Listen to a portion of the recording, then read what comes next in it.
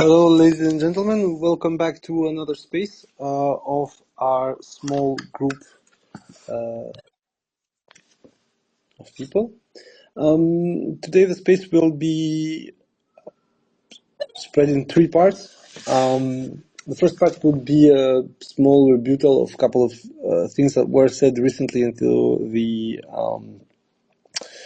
New York Times article regarding the implication of the American military establishment into the proxy war, something that we have spoken about for now ages, and that the New York Times basically confirmed. But at the same time, a lot of untruths were there, and of course, the main issue is something that a lot of people already explained, that it seems that the article is surrounded by a lot of, I'd say, guilt trip over the Ukrainian forces. Basically, if you look it straight to it, it's like the Americans knew from the beginning what they wanted to do.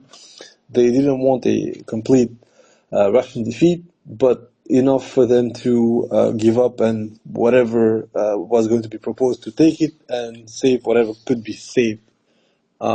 While the Ukrainians on the other side refused the fact that militarily maybe there was no solution as they wished, so basically return at the 1991 borders, and that instead of taking the good advice from their good American friends, they did things more and more on their own, resulting in a worsening of the military situation despite the very positive quote-unquote 2022 for them. Now, the problem with the New York Times article, as I said, is that it establishes a continuum which pretends to structure American help from dashing, daring, soft type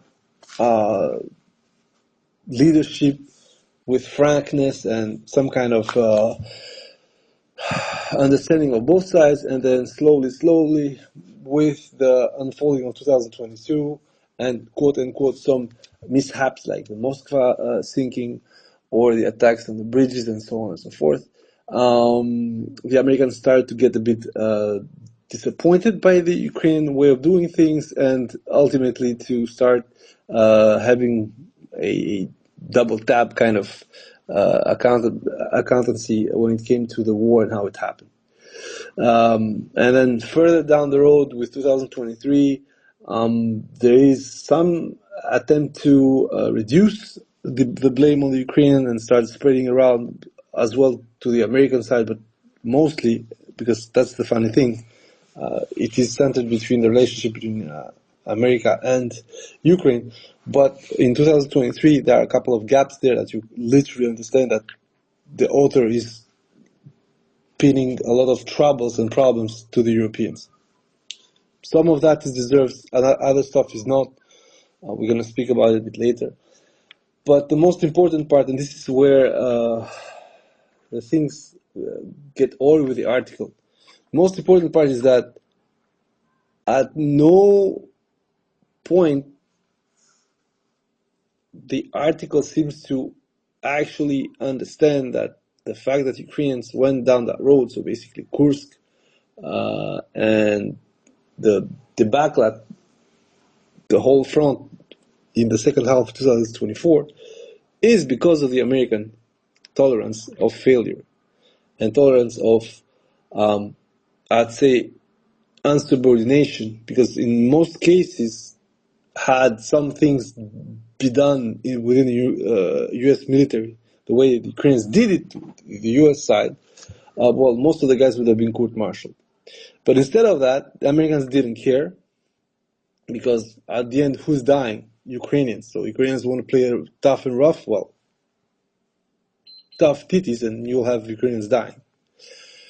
So, that was the first part. Second part will be a continuous trend of Ukrainian abnormal losses. Oryx updated again, and after a small hiatus when they gave the Ukrainians yet another lead in the losses, they have equalized with a new update. The last update, they added 67 units for the Ukrainian side, 87 units for the Russian side, all kinds of losses. And in the new update of today, we have 65 losses for the Ukrainian side and 49 losses for the Russian side. So basically what we're seeing is something that I explained since December 2024, which is that the Ukrainians right now, for many reasons, are forced to come up. Most of the times they do not actually attack anymore. There is a logic behind it. It is that the 3 last months have cost them a lot of equipment for very little gain. For instance, if you have to see, Shevchenko has been fully retaken.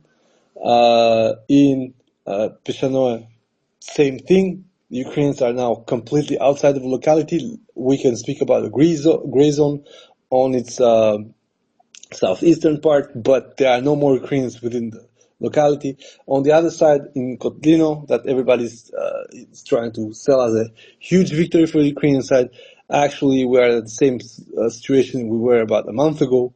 Not much changing there.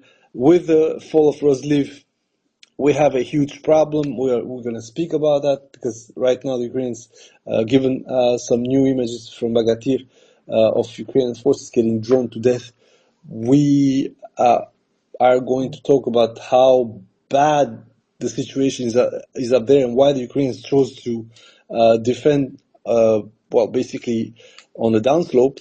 But I mean, like, this is what Ukrainians do the best: die for nothing, and then claim that the Russians are stupid. And then the third part would be a small assessment on what's going on. And this, you know, that recently a couple of centers, especially Perun, which is the source for Jompy's bullshit, has started to yap about how mid-2025, September 2025, is going to be the breakup points, so basically the peak armor for the Russian military. I personally doubt that, and I'm going to tell you why. Because if the Russians keep going at this pace in terms of captured ground while losing that much equipment, so basically right now we are, for this year, we are at the lowest point the Russians have ever had the losses. On the other side, Ukrainians are at their highest point, which is absolutely insane. It's insane. Then we need to talk about what's going wrong for the Ukrainians. And there are a couple of anecdotes I'm going to add. For instance, you know that Ukrainians keep yapping about how the Russians only kill civilians with their ground strikes. Well, we just have a small update, and one of those that, you know, happen every single time, very quietly, very stealthily on the Ukrainian side, but a bunch of a-holes from the 425th unmanned system command probably got off in Kiev by a Shahid strike. So how did they found them? We're going to talk about that a bit later. But generally speaking, what I'm seeing from the Russians right now is a absolutely crazy amount of coming of age within the command structure and generally speaking forces, which was built upon an extreme loss of equipment and of personnel. This is due, of course, to a flurry of reasons. One of them, unpreparedness for the kind of war that the invasion of Ukraine became. And most importantly, also due to the fact that Ukraine is not alone and Ukraine is not. And that's why I'm going to talk about the New York Times article. The Ukraine is not alone, and Ukraine is absolutely not a poor, defenseless country as it stands right now, as it had been since the beginning, actually. Given, I want to repeat this, how the Americans had most of the plans for the attack and how they could enact and use the ISR and other spying means on the Russians. But let's talk about that later. But generally speaking, as I said, the problem with Ukrainians right now is that most of the escalation, when it comes to the nature of combat, the nature of intelligence, the nature of the general proficiency at warfare on the tactical and strategic side, well, we're at peak now for both sides within the current limitations. So, in a certain sense, Ukraine, in order to do a lot better, would need a massive influx of assets, for which right now there is no sign. There are promises about biggest packages from Sweden, packages from Germany, and so forth and so on. But when you see what's coming through, there is no evidence that heavier armor, for instance, is going to come and resupply the losses. The biggest contributor for Ukraine's defense when it comes to the ground forces will remain for a long while the US. And that's the problem we're going to have right now, is that the US doesn't seem that open until at least the month of May to start resupplying Ukraine with anything else but some third-party transfers. So, for instance, probably around the month of May or June, we're going to see the first Austrian Abrams being shipped to Ukraine, and probably going to have a couple of other assets that the Americans probably had already contracted from before, but that Biden will start to echelon and send by tranches so that Ukraine would not be left to dry after the fateful Kursk offensive. So first of all, let's start with the New York Times article. For a lot of people, there was nothing much there in terms of actual information, except a couple of small bullshit. Look, for instance, that Ukrainians had used ATACMS on the Crimean bridge, but somehow there were just potholes, and nobody in the intelligence industry, especially people that have worked for Ukraine and with Ukraine for so long, guys at Airbus, guys at Maxar, they didn't show any pothole in the bridge, and the bridge is pretty much observed for a long while now. Well, basically because those attacks failed, and they failed, in my opinion, due to the fact that the bridge is at the extreme reach of the system. So it would have forced the Americans and the Ukrainians to actually be okay with the fact to put the systems within 10 kilometers from front line. And, well, with a high chance of getting them killed. This, in my opinion, never happened. They probably did the usual, launched the missiles. They were nowhere near from landing. I got intercepted. I got into the water. And, well, no one claimed this before. And that article actually starts losing from the get-go a bit of a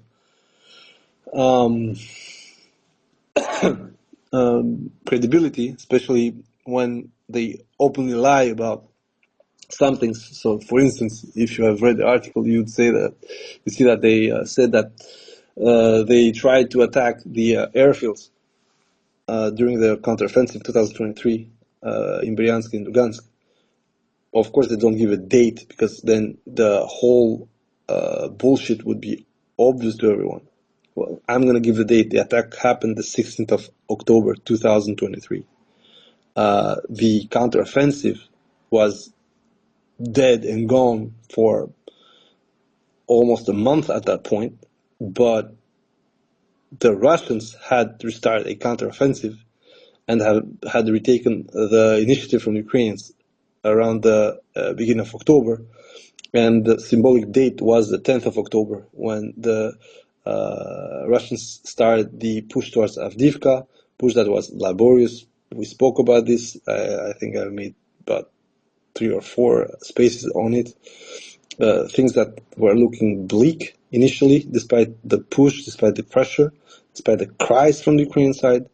There was a small moment of stallment, about a month more or less, and then first breakthrough to the south of the positions to Avdiivka, and then slowly a strangulation effort, pass over, cross from the east to the private quarters, so basically the housing system, and then finally the breakthrough on the Tsarskaya Khodka area through the tunnel. Remember, it's there where everything started.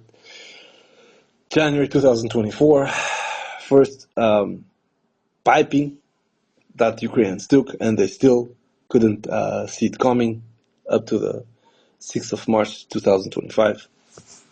A whole year of super zero bros, etc., etc., etc. So the point with the article, I'm not going to lose too much time, but the point with the article was basically that the Americans had tried to help the Ukrainians.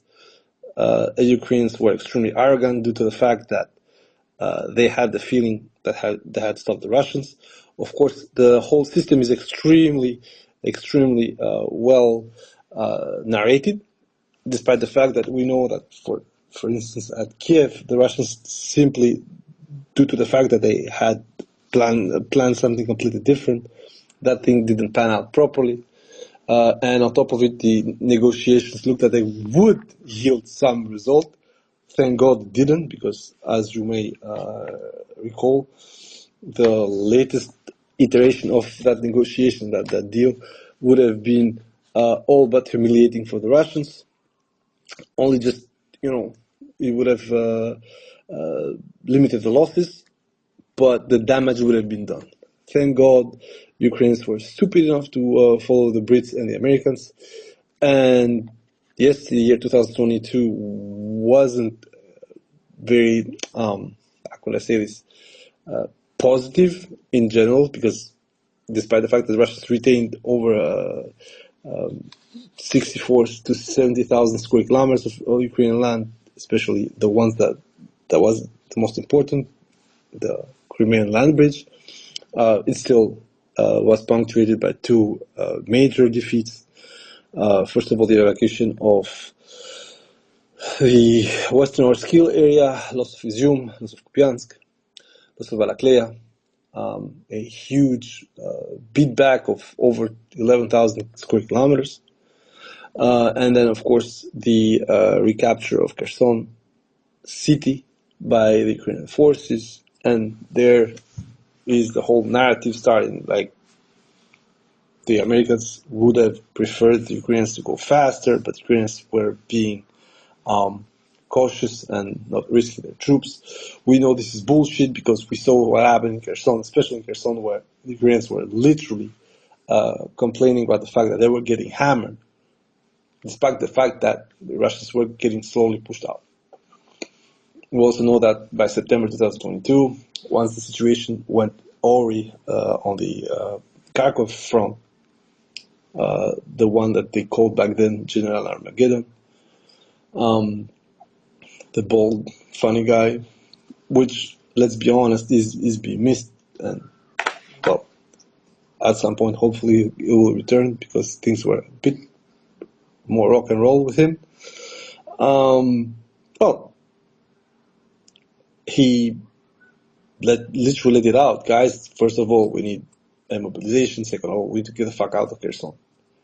The other bank of Kherson Oblast. Simply because there were very few communication and supplier inroads, and the only thing that would have been happening if the Russians keep staying there beyond the month of October is a probably large capture of personnel and equipment before they could actually transfer. This is always, as usual, covered by the fact that Kherson was let happen because of Russian military nuclear threat, actually. This, of course, is complete rubbish because the Ukrainians, from the beginning, started to hit the Russian territory. There was the very first day attack with Toshka on Milerovo. Then you had a few raids with Bayraktar, then a few helicopter raids. So that point was never in contest. Like, starting to say that, oh, the Russians are going to nuke us. Well, it's just a fig leaf. If the Russians didn't nuke these assholes for Kursk, well, it's very, very, very difficult to believe that anything else but Western intervention would trigger a nuclear response. And still, is it going to happen? Hopefully not, as I said, because then you start taking everything out of control. But for what's worth it, I think that it's good enough as it stands as a narrative, but with the average lies that Western press has been saying, mostly half lies, because they would describe what they can say in detail. So, for instance, how the Wiesbaden control group was established, how they would basically have this target list, this kill chain list, and at Timor Criminal, this is the first thing we said. The problem is that from the beginning, the Russians accepted a proxy war, which was mostly centered around getting their soldiers killed. The Americans, and we've seen that in the article itself, the Americans didn't give a fuck when the Ukrainians were fucking up. They tried to quote-unquote correct them, but the only way you could correct the Ukrainians at that point was to cut their aid and say, guys, time out, we're going to go back to the plan. At no point did this happen. Basically, the Ukrainians at every single step of the relationship took the Americans for a ride. Of course, the Americans were not stupid. They agreed to it because, as everybody has said, for them it was just a mean to weaken Russia. So if some Ukrainians die in the process, who the fuck cares? It's just other Russians with a different color of flag. So this shows something that I personally have said multiple times. The problem on the Ukrainian side is that not realizing who their real enemies are. It's true that the war is between Russia and Ukraine for a very specific thing, which is, and this is one of the things that Americans understand pretty well in neighborhood conflicts.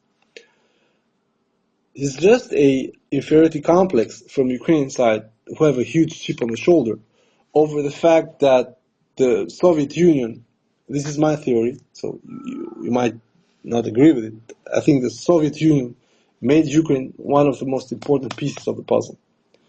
And it's quite logical. I mean, the country is vast, it has access to the Black Sea, it's the gateway to Russia, to the softer belly. Just look at Kursk, look at Belgorod, look at Bryansk. And so it needed to be both developed, but also put to a point where it would completely be a non-ignorable part of the whole Soviet structure. And some of the land that was added, Crimea, parts of Donbass and so on, it's completely normal that a structure like the Soviet Union would give them a overstated part within the Union itself.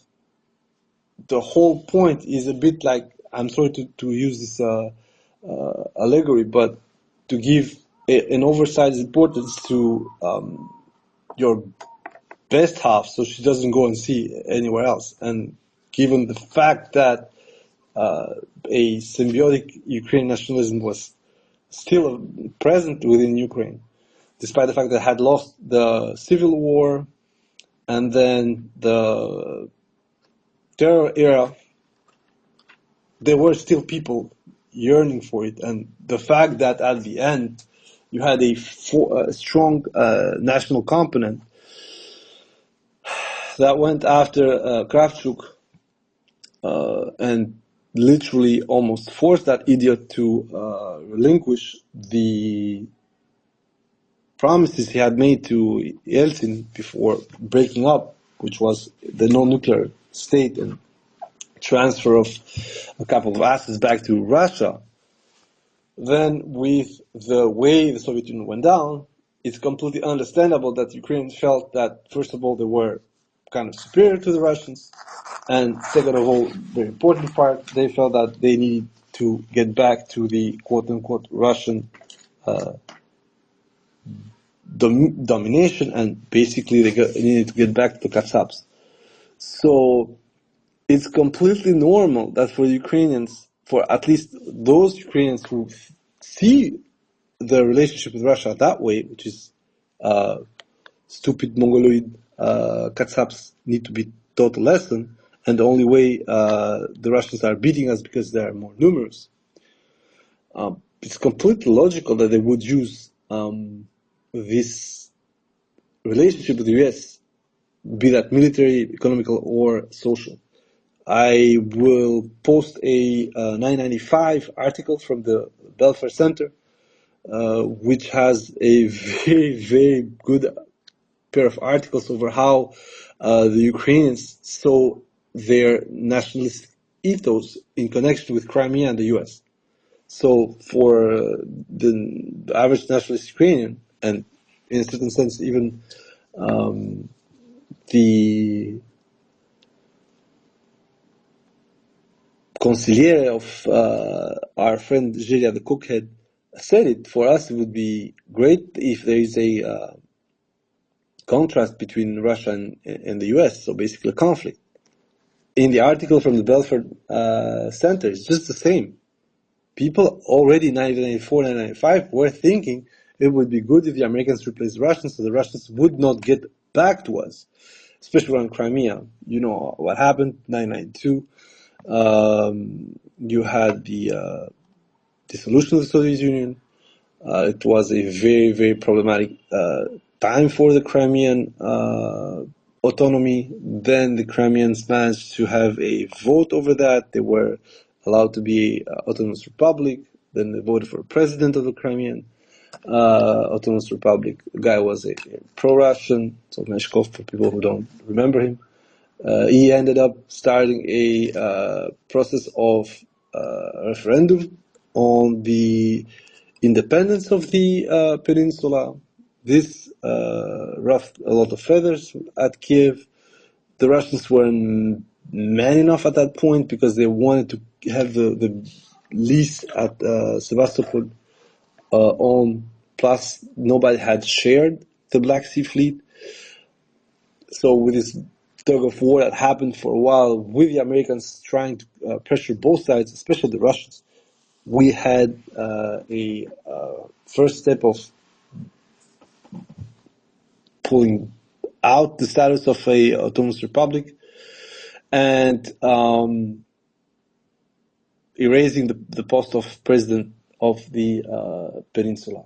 And back then, well, a couple of incidents happened, a large mutiny of the Black Sea Fleet, military threat from Kiev to bomb the Black Sea Fleet, bomb the families of the military men that wanted to stay Russian. Very, very murky affair. And then in 1995, the Russians, quote unquote, gave up, accepted the Black Sea Fleet agreement, for which they didn't lose that much because the divide was 1/3 to 1/3.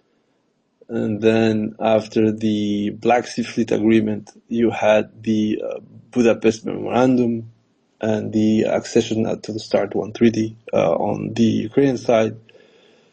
So for the Ukrainians, what happened is that they finally are free, quote unquote, and right off the bat, they start getting put a leash upon them. So the whole idea of that huge chip on their shoulders will not speak about the implication of some Ukrainian nationalists in the Chechen wars and so forth. It's something different, but it's completely normal that Ukrainians would have this huge chip on their shoulders because, in a certain sense, for nationalist Ukrainians, they could never hold into their holy grail at this point, which is the nuclear arsenal, strategic weapons, and of course a large enough army. Because initially the Ukrainian army was supposed to be at almost 500,000 people. Then within 2 years they were fucking broke, and they literally started selling their equipment on the international arms market. And so you had this huge Ukrainian army, which would probably be the second in Europe after Russia, shrink to roughly 125,000 at some point. Then they got it back in 2003, 2004 to 170. Then again, a period of complete disrepair, and you ended with a situation where when the crisis in Donbass happened, they could barely grab about 30 to 35,000 people. And at the end of the conflict in 2015, the total mobilized personnel was about 120,000. And that was the Ukrainian army back then. So in a certain sense, yes, for some Ukrainians, there might be a discussion of a lost chance in 2015, although I'm going to repeat it, there was no such thing. Russia was simply not prepared economically to defeat the kind of sanction regime it is facing right now. So on that part, it's completely absurd to try and speak about that. But generally speaking, to come back to what I said, for Ukrainians who took the Americans and a lot of people for a ride, this is their dream come true for especially nationalistic ones. They get to, first of all, demonize the Russians, dehumanize them, and settle scores, historical scores, through a very simplified good versus evil scheme. This is the epitome of perfection when it comes to that. The problem is that on both sides, we had this transition period. First of all, especially on the European side, you had the quote-unquote dividends of peace mentality, where the Europeans were slowly demilitarizing and are still actually doing that, despite all the talk about producing all this shit. As I said, you just check France with its 180 billion euros of extra expenditure until 2030. Out of that, in total, you would have roughly half of it being through expansion of their military expenditure. On top of it, the American view on Ukraine was that the Russians would not do it because they would start risking a fight with the Americans. But that's where, once again, the Americans are, in my opinion, stupid at this level. The Russians were going to fight because of the Americans. So this is literally two sides that don't talk to each other, do not communicate, and nothing gets through. Because for the reason one side thinks that things are not going to happen, for the same reason the other side thinks that they're going to happen. They need to happen. Of course, there are a lot more things than just NATO. I mean, the NATO is a whole ecosystem, as I said, especially when you double it down with EU membership. And therefore, for the Russians, you can literally see that their near abroad was getting narrower. And this, as I said, I explained in previous space, was a direct threat to the terms of exchange of their trade. So basically, the closer Europeans were going to come, and the closer NATO was going to come, then a lot of things that Europeans wanted to do regarding the energy market. So basically, flip the board on the Russians when it came to pricing, to delivery, and other things associated to the energy market. Well, the Russians would have literally gotten plundered, simply because the infrastructure that currently is in Ukraine would then be completely already in the European Union, and then you would have the application of non-monopolistic clauses within the Ukrainian market, and therefore, well, you're done. If you're Russia, you see this is some stuff that you built over the 45, 50 years of Soviet Union post-war, World War II, and suddenly you got some asshole that crosses the border eastward and said, "Oh, that shit you built, you ain't gonna decide about it. It's done." And that's what it is. That's what they actually even did in Germany, for instance. All the Gazprom storages that Gazprom actually paid for, well, were nationalized. And of course, there's always going to be this bullshit about how Gazprom wanted to completely tank the price, so they would then make the Germans extremely worry about their gas supply and stuff like that. But from the beginning, it was for sure that things were not going to work like that. The attempt was mostly, in my opinion, to force the Germans to commit into an expenditure. So it was literally a lose-lose scenario for both sides. And if you have noticed more recently, one of the biggest gas storages in Germany after this winter is almost empty, and the problem is that the price is too high if they want to refill it in a way or another, be that with Russian gas or with liquefied German process supplied from the US. So once you got this, and you understand how Ukrainians have worked since independence, and you start seeing this article, you completely understand where the problem is. The problem is that the Americans did what they do the best.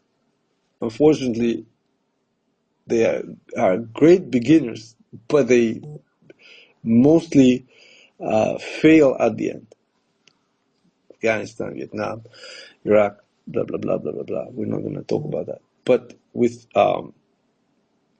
Ukraine, they got into a neighborly dispute, I'd say a family dispute, where, unlike, for instance, Yugoslavia,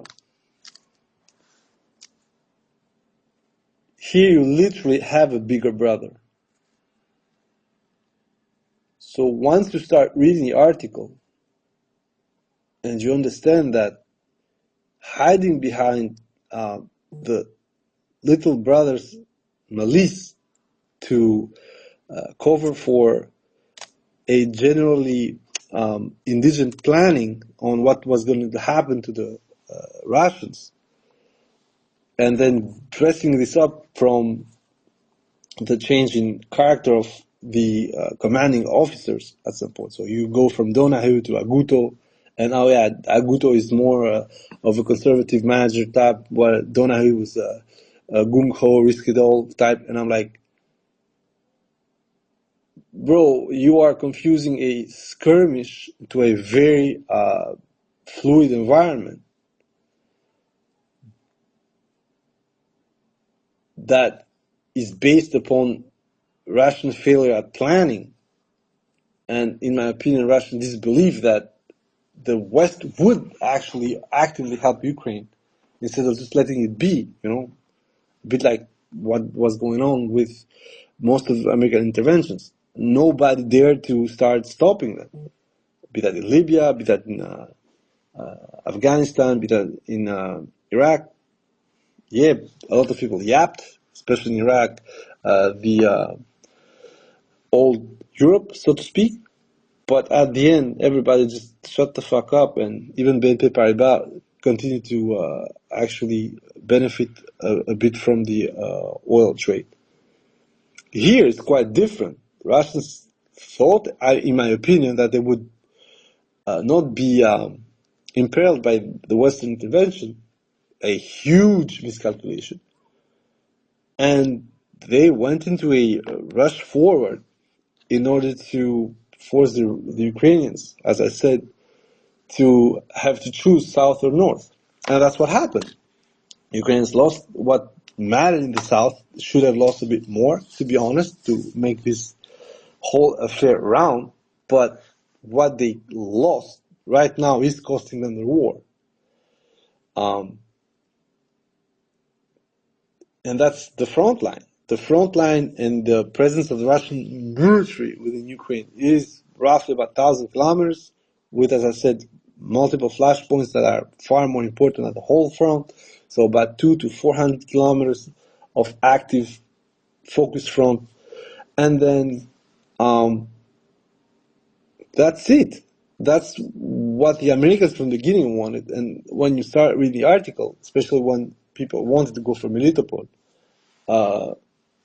and then you have the whole bullshit about how Syrskyi wanted to still get back Bakhmut because of political and, cocaine reasons. Because, of course, Zelensky insisted that somehow Bakhmut was their morale and all this shit, which on itself is extremely funny because Zelensky made of Bakhmut both a insignificant military target but a major propaganda target. Whereas Bakhmut, as we're seeing right now, is first and foremost a military target when it comes to northern Donbass. So the problem with Ukrainians and the problem with the Americans is that these guys were lying to each other for ages. On one side, you have the Americans lying to the Ukrainians by saying, okay, we're going to support you as long as it takes. The problem is that means that for as long as you obey, and on top of it, due to the fact that you're going to obey us, you are going to apply yourself to our objectives with regards to Russia. These objectives, unfortunately, from the beginning, as I said, were of a destructive and attritional nature when it came to Russia. There weren't a logic of complete defeat, mostly because in the back of their heads they said, okay, maybe we're going to defeat Russia at some point, but maybe nukes start flying, and Russia would be completely entitled to fly the nukes. Due to the fact that America would have already nuked Russia if Russia would help Ukraine defend itself against America. This is the problem with American exceptionalism, is that, and I'm telling you guys, if you put it to the test, you're going to see stuff that would make Putin not only the adult in the room, but like a Nobel Prize nominee. So once you have this logic, when one side is lying to the other and the other is replicating with lies, you have the Ukrainians trying to, settle old arguments and basically humiliate the Russians. And on the other side, you have the Americans whose actual vision is weaken Russia, force it into a corner, blockade it towards Asia, basically latch it with sanctions and a whole reparation scheme that would weaken it up to the point when they would become European just to avoid this pain. And when I say European, of course, subservient to the Western pole of influence. That, of course, was stupid because, as I said, they did this calculus based on how they perceived things. And they perceive things in a very specific and narrow way. This is why a guy like Donahue was never going to make it beyond the first 6 months of 2022. Because the whole point was based on a skirmish and movement fight. And all that was possible because the Russians were unprepared for the fight that was coming to them.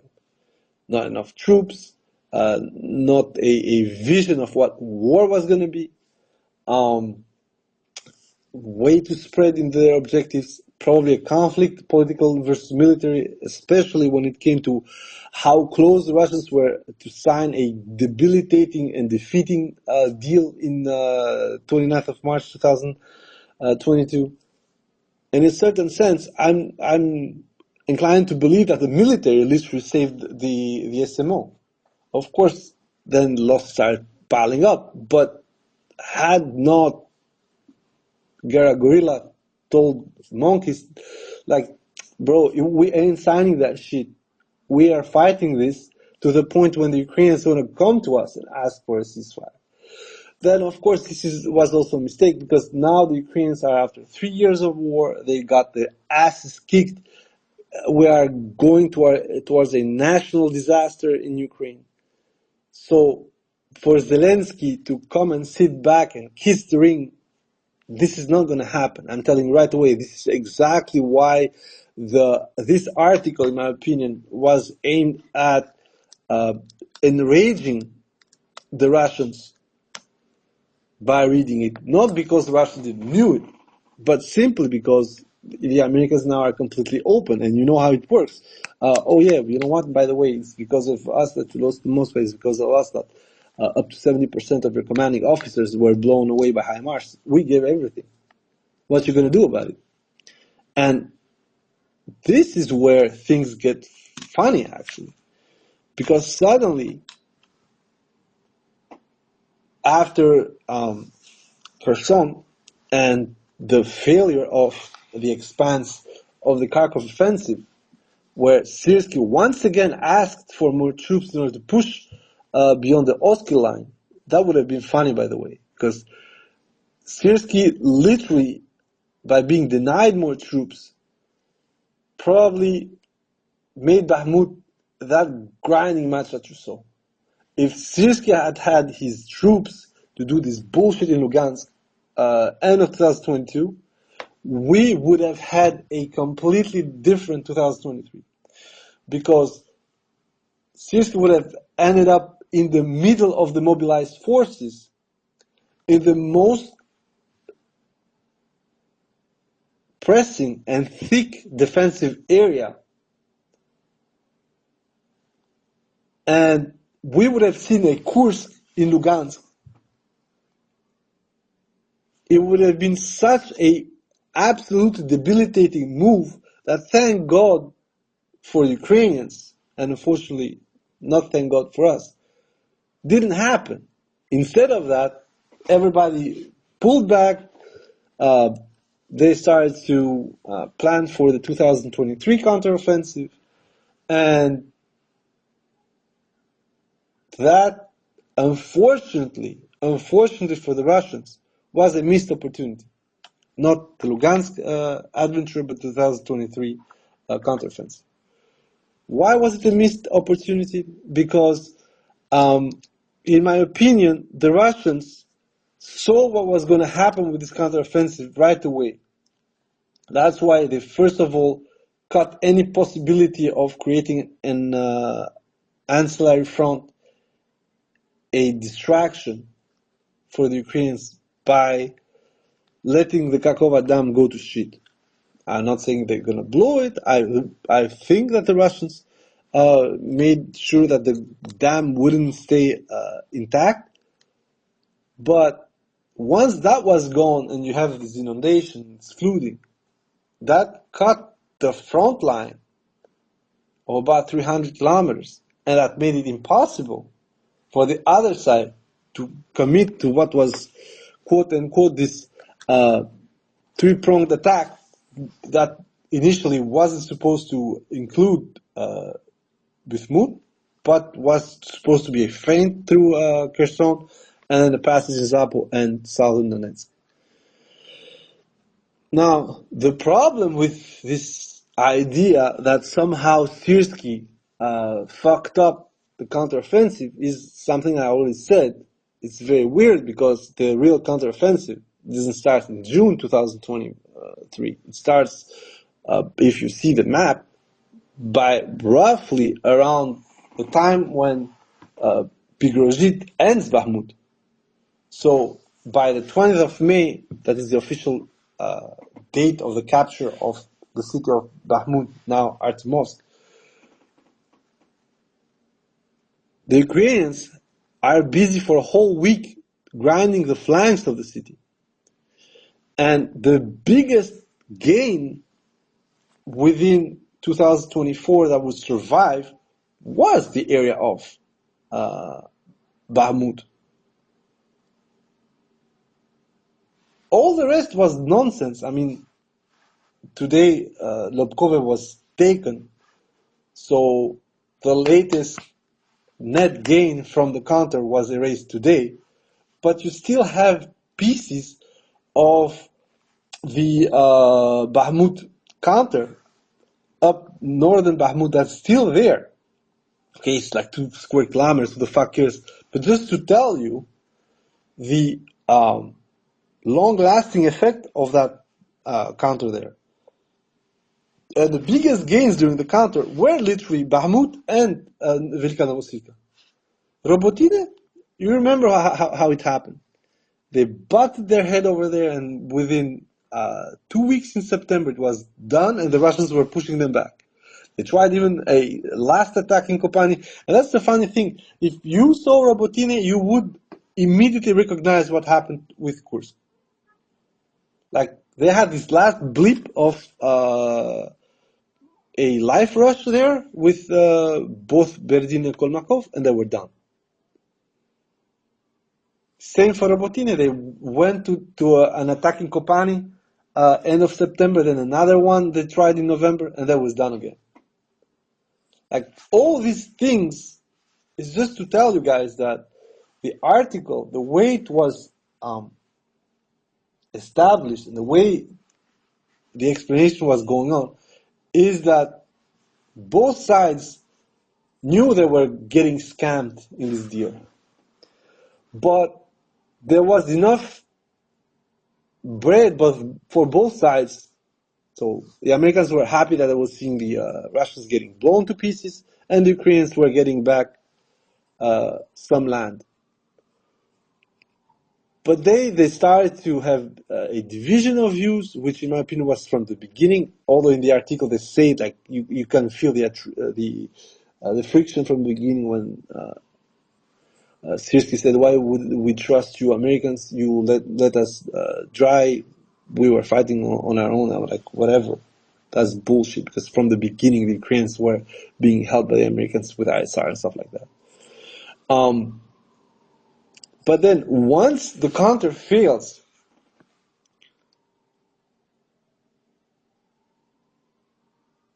there is no criticism that both sides level to each other.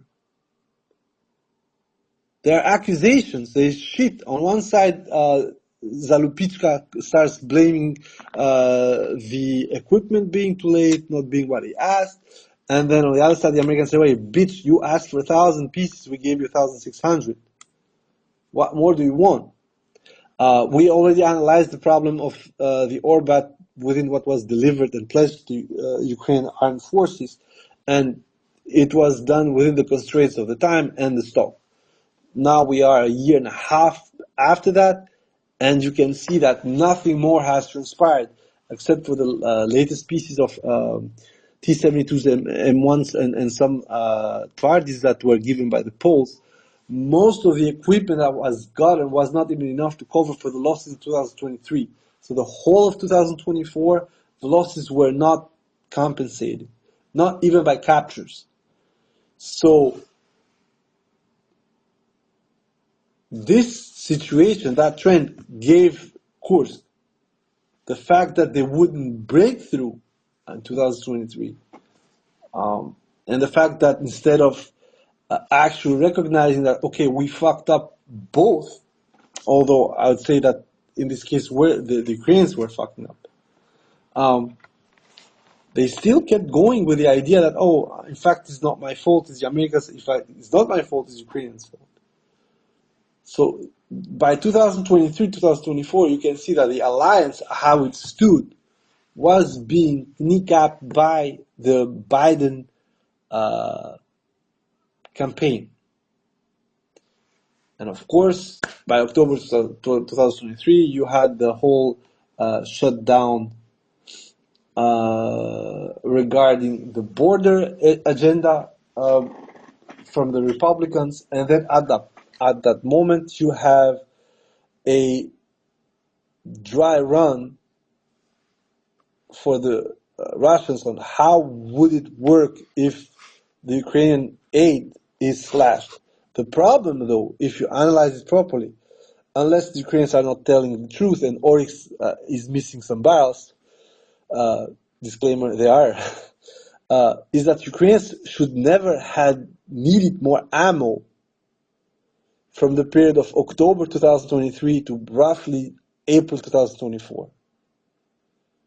And the whole deal between both sides was still that they were scamming each other. The Americans wanted, and Kavali apparently said from the beginning, that you need to lay down the bullshit and get your 1824 to fight.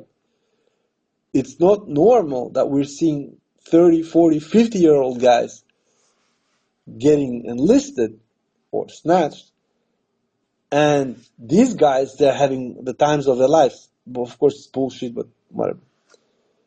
The problem with that, once again, is that if you're winning, the mobilization that we saw all along 22 and 23 should have been more than enough. Not because of, military prowess or the fact that the Russians were shit, no. Because Ukraine in 2024 was a smaller country, both territorially and demographically. So, pulling those 900 to 1 million people outside of this country, which, by the way, has 27% of retirees, is kneecapping the fucking country. And now the Americans pretend to understand the politically charged decision. In reality, what the Americans are understanding is that Ukrainians were lying over the losses as well.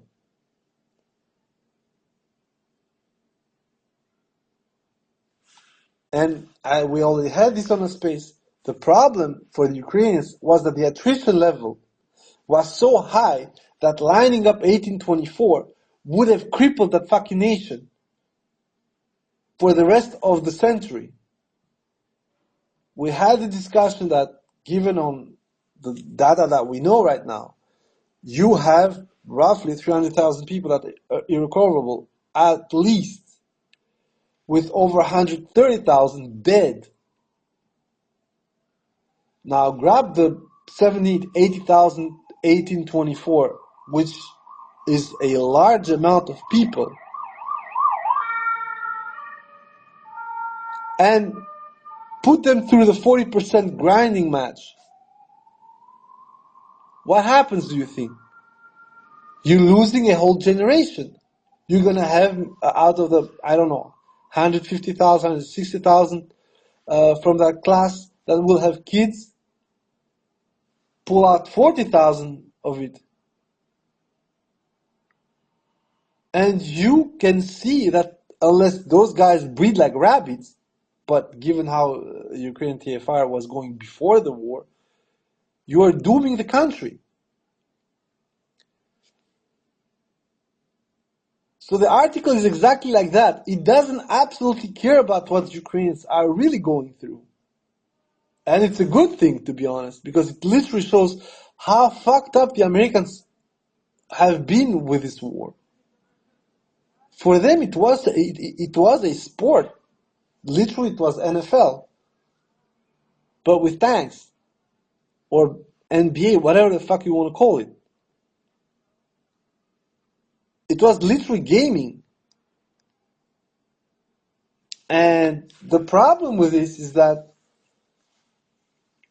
when the plans that you are making fail in a game, it's fine. Like, it's bullshit. Like, okay, your coach is gonna get fired, or you're gonna restart your game, whatever you wanna fucking call it. But in Ukraine, you were making them lose.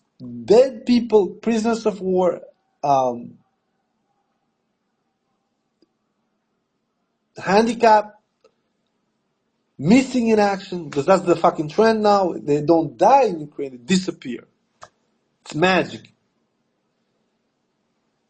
So once you have this logic, and you start understanding where the problem was between Ukraine and the US, then you start to understand something else that's more important, that you can feel at the end of the article, but that in reality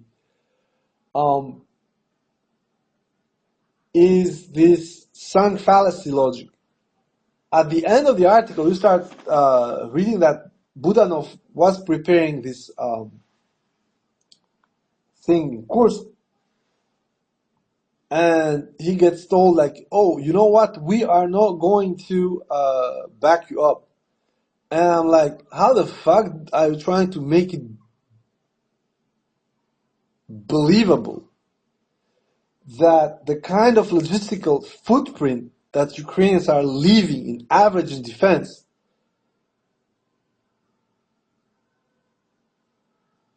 which was unprecedented? I made myself a list of the Orbat.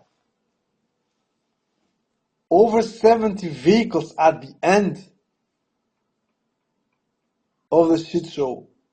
70 different vehicles. So if you put them one by one, just one example of each, and check the losses at Nalsio, although I'm not gonna fucking... It's almost 10% just by one item. Out of 790, 70 different vehicles.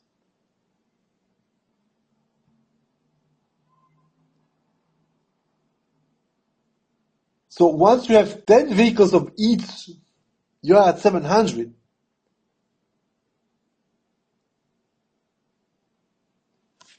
So the fucking melting pot, the patchwork that was that fucking Orbat, is exactly why it's impossible for the Americans not to have seen it. In a certain sense, you can understand that this unit picking was logical, because it would help, make it difficult for the Americans to see.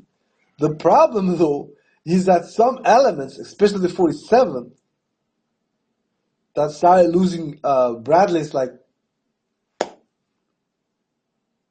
Justin Bieber, his virginity to P. Diddy,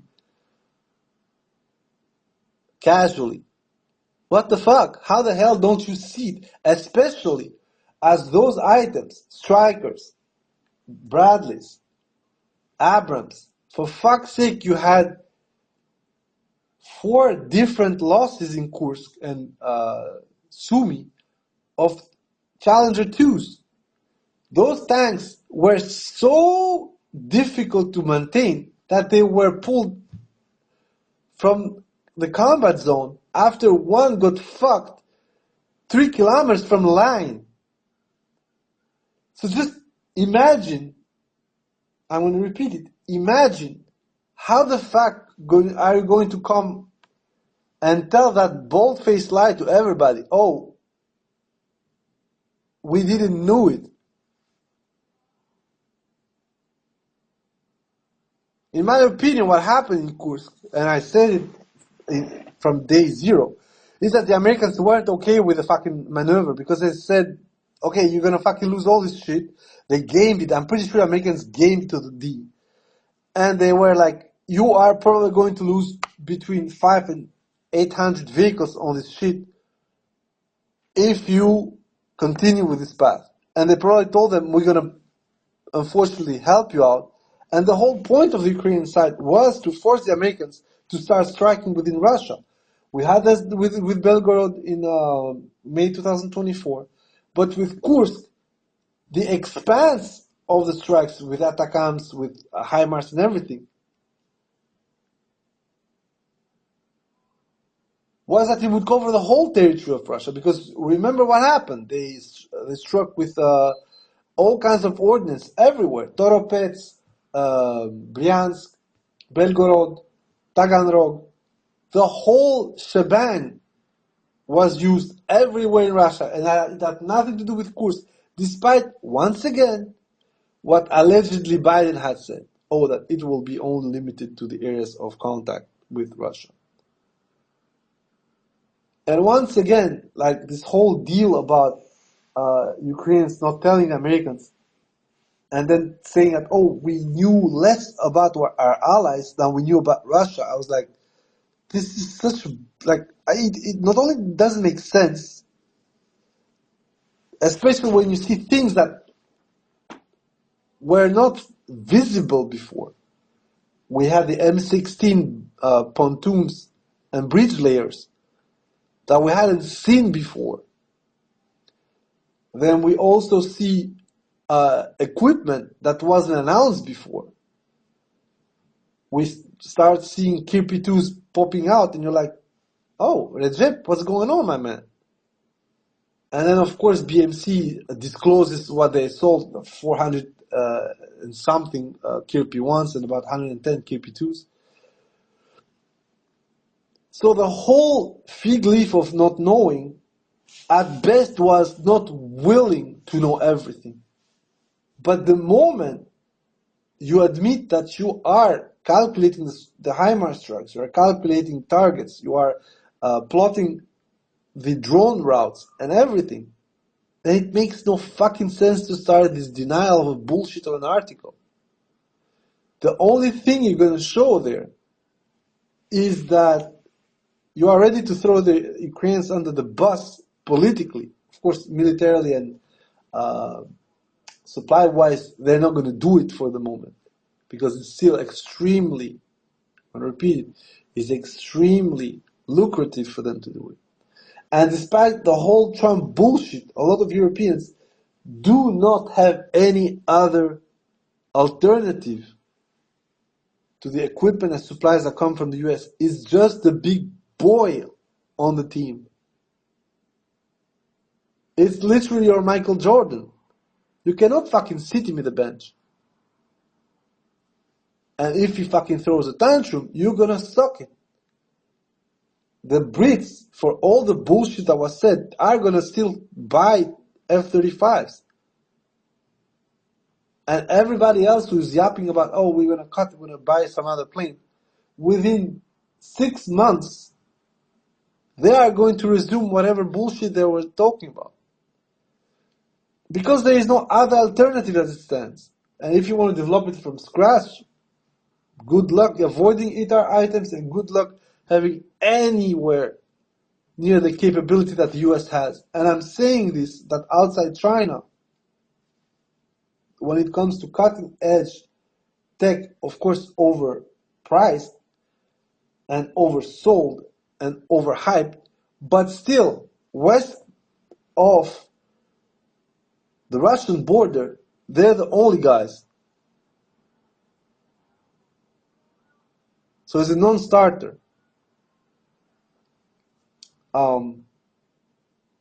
So yeah, the whole article, in my opinion, is trying very hard to portray the Americans are as conservative but level-headed, and the Ukrainians are as mavericks. And I explained you why. I explained the vision, and it's completely normal for the Ukrainians to be the way they allegedly were, and the way they are right now. For them, this thing is lost. It's not they're going to win it. The whole point for them is to have the least worst deal possible. And if it entails that the Americans are going to actually fight the Russians, so be it. For the Ukrainians, the point is to survive. So they're going to fucking pull up every Faustian bargain they can. And hence the mineral deal, which is not exactly a deal and which is not even fleshed out. And already Zelia is saying that they will not fucking sign it. And I'm like, I don't think you have a choice, little bro. So that was more or less for the article. Now we have the second step, which regards the trend that we're seeing. Once again, I'm going to use Oryx, not because we don't have our own data. We have. You can go to Sibir. He's listing that, and honestly, once again, heads up to his list, and I tip my hat to him, and of course to our GAI that is finding them everywhere. Like, god damn it! I thought I was noticed, but our buddy G is completely crazy, and of course the whole brainstorming that is leading us to, as I said, to think that the Ukrainians right now are throwing whatever they can in the hopes that the optics of the Trump administration is that, okay, Russia has been stalled and they would need to make a deal. Now, as I said, once you start looking at the scoreboard, then you have a problem. Because, as I said, the latest update from Oryx puts the last 10 days losses-wise at 136 for the Russians, 132 for the Ukrainians. So basically 1-1. I'm going to repeat, 10 days, 13 losses per day added in Oryx. The reality is a bit more complicated for the Ukrainian side. But just think about it. 2 years ago, roughly at the same time, the Ukrainians were at 5 on Oryx per day. 5.4, 5.5. And 2 weeks earlier, they were at 4.9 per day. Losses calculated by Oryx. So fast forward 2 years, and you can see that you have a almost tripling of losses. Whereas the Russian ones have gone down roughly 35% daily. Now think about this. You can have this angle that, oh, the Russians do not have enough equipment, so they're using civilian bullshit, and then I'm fine with that if you want to do that. The problem is that the Ukrainians themselves are losing, probably on top of those 13 military assets, at least 10 others, civilian ones. So it's just not that easy. If you start doing this kind of bullshit, and I know that guys at Oryx started it at the update of the March 20, because they needed more losses in order to bring it to a acceptable level. But if we start that thing, as I said, we can grab every Pro-Zero contract passed by the military units for pickups, for excavators, for all that stuff, and then compare them to what was lost.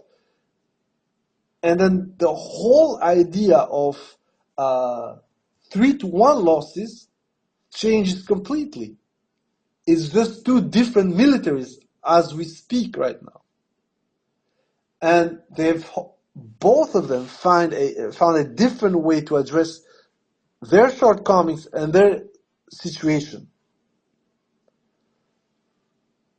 So the Ukrainians are more or less back to summer 2023, when they still focus on this armor thrust to a certain position with the classical disembarkment, fire suppression, and cleaning of that position, and then pushing forward. The problem is that, a bit like in 2023, but a lot worse, every single equipment that they're going to use is going to get hit by FPVs at least once. So, whereas the Ukrainians are very happy about the whole FPV drone revolution. I wouldn't. Because they unlock the Pandora box when it comes to that. And the problem is that, I'm going to repeat, it's not how many tanks, how many shit boxes can the Euros and the Americans give to the Ukrainians. It is how many people can you fit there once your shit box get blown to the same level as the Russians. Because the biggest issue with once your shit box get hit and you have to go back by foot, look at the latest Shevchenko attempt. Their M113 gets hit, and they are literally haggard and walking towards whatever position they need to reach. And they see this optifiber FPV coming to them, and you got 2 guys dead. That's the whole problem that Ukrainians thought solving by employing FPVs.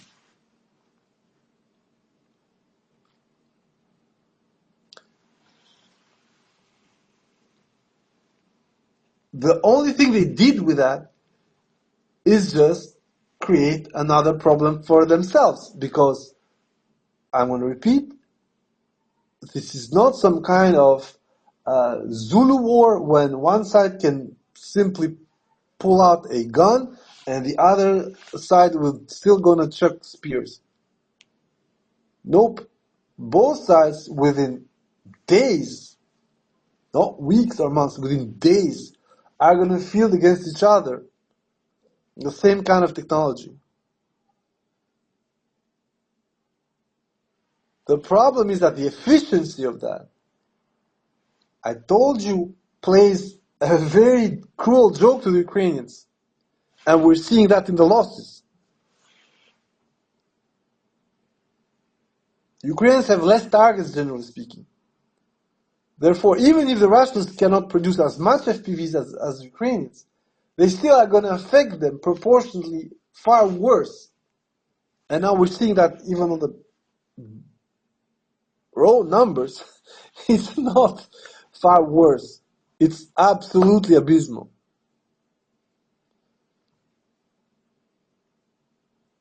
So what's the plan? The plan, a lot of thinkers now have pointed out, is that, first of all, Ukrainians have made all these fortifications. They have this blue line where Pokrovsk is at the pointer, and the Russians in short term will not do anything in Pokrovsk, Mironograd. And I'm like, okay, fine, then what? And then we're seeing that through satellite imagery and stuff like that, and the losses that the Russians are having, the Russians are at the peak tank, peak armored vehicle breaking point. I'm like, yeah, what else then?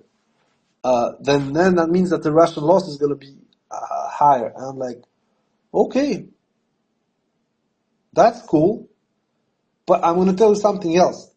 The Russian losses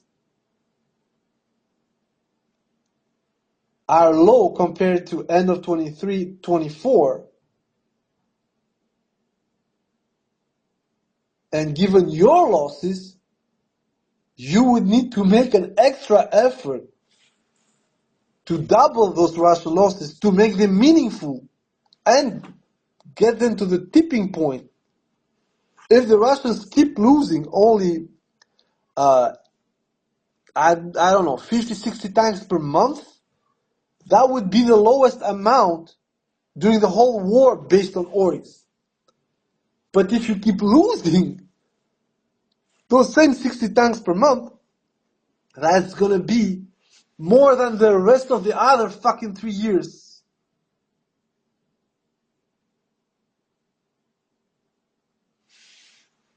So careful for what you wish for. The whole logic on the Ukrainian side, I told you guys already, is to ignore what they're getting up their asses. And you can see, as I said, with the suppression going on with Oryx, when they're like fucking stole Russian losses, and then at some point they cannot hide them on the Ukrainian side. And then you can see that with Cope State does the same. We get fucking geolocations, we got fucking flags at some points. And oh no, it's still fucking green, still fucking blue. And you're like, why would you do that? We are getting to that point when I already said on a message, we're getting to a point where most of the Russian war correspondents were in July 2022. Everything seemed fine. They just captured all of the Luganda Oblast, and they were going to push from Luganda to the rest of the Donetsk Oblast. And suddenly, Kherson, suddenly Kharkov, and you know how completely mind-boggling it was to see these guys that for easily 6 months from end of March to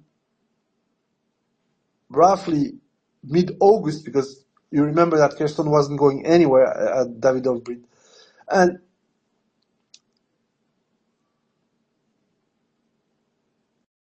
the Ukrainian side is doing the same. The cope about how Kursk it was still a success, like, fucking just read these people. Oh, we cannot say. Even the fucking counter wasn't this bad. The counter took about a month or so, but then everybody started to pour vitriol on how the fuck that shit went. Krinky. Let's remember that shit show.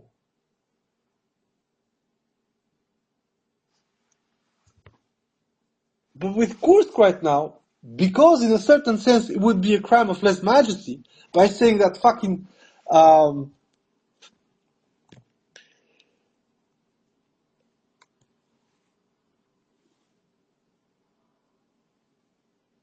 Zelensky had the idea. The article said it was Budanov's planning, but Zelensky was the guy who put his weight behind the whole Kursk shit show.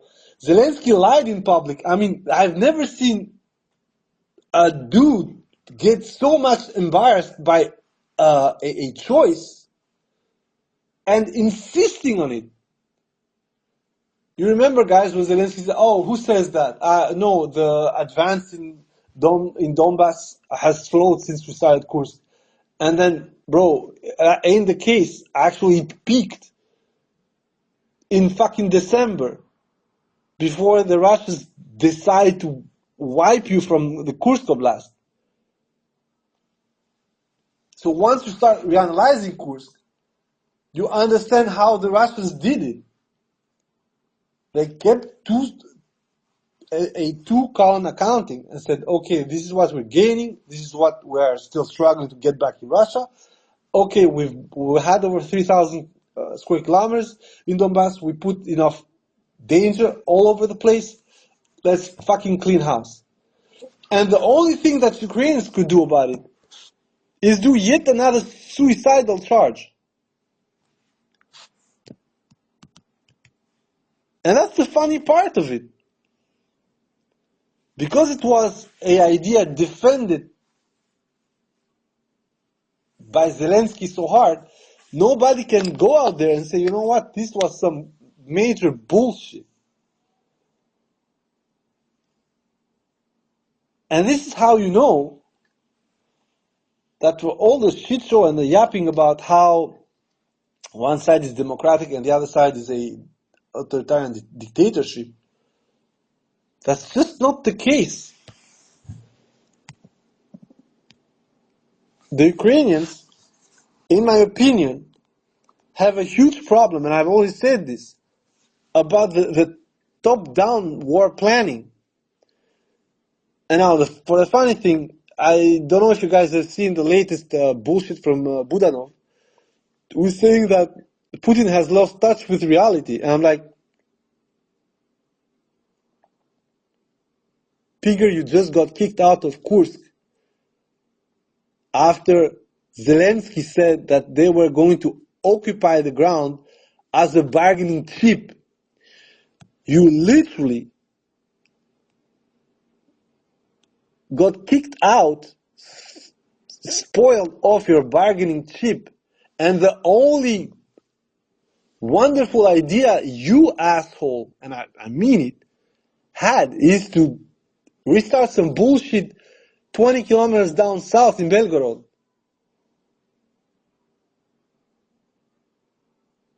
While at the same time, you just lost every gain you had around Kamianske and on the western flank of Robotino, and you're going to lose the rest of it. The whole party is going to be gone. And nobody's saying anything. This is the best part, and this is how you know how both sides are the exact same thing. With the biggest difference being that one side is backed by the West, so everything goes, and the other is on its own, so it gets treated the best it can. Let's say it like this. And the main issue we're seeing from everybody now is not even that nobody dares saying that Kursk is a shit show because it's a Zelensky thing. But also, there is a layer of justification to the point that everything is getting missed. Now, post-talk, Pokrovsk has been stalled, so it was a good idea. Pokrovsk only stalled in February 2025. If you weren't in Kursk, there was no Pokrovsk, tentatively speaking. In August 2024, the Russians were over 30 kilometers from Pokrovsk. You could understand what the goal was. I mean, like, if we understood that Timor criminal, everybody could understand it. But you cannot say that Kursk was such a fucking great idea because the depth of penetration within Kursk Oblast was 27 kilometer maximum. The depth of penetration, meanwhile, from the Russian side into Donetsk Oblast is 32 kilometers. The difference is that the Russians are still at 32 kilometers. You are at 0 in Kursk Oblast. So when you start talking about, it worked in order to whitewash an absurd decision, then you start understanding that you got a problem with the head of your fish. The fish rots by the head, but it's done now. It's rotting. The only thing you need is to cut it off, cook whatever you can save from that fish, and try to get another fish. The problem is that nobody's gonna leave Zelensky. On one side, Putin needs this motherfucker to sign the dotted line. On the other side, Zelensky was stupid enough to start bullshitting Donny the orangutan about minerals that he doesn't have. So now he has a big orange ape breathing on his neck, and you got a fucking baboon and his band of macaques looking at him, we're gonna fucking kill you. This is all Zelensky's making. There is nothing else. The whole bullshit, the whole shit show, the whole pyramid of lies that unraveled after Kursk. This is a Zelensky choice. So if people do not understand who's responsible for this fucking shit show, yes, of course, if you're Ukrainian, it's Putin to blame. He's the other side.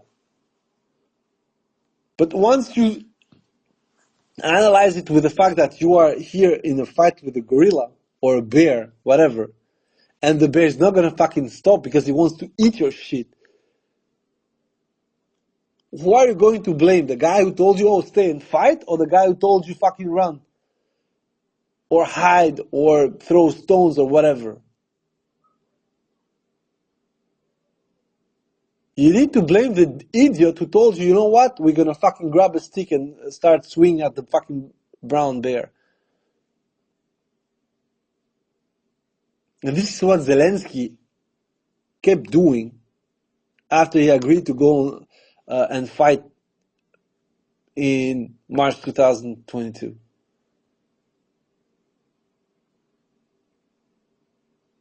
It's been 3 years that Zelensky is destroying the country. Far worse than the Russians are doing. And there is nobody saying anything because, it's like Ronald Reagan said, he might be a bastard, but he's our bastard.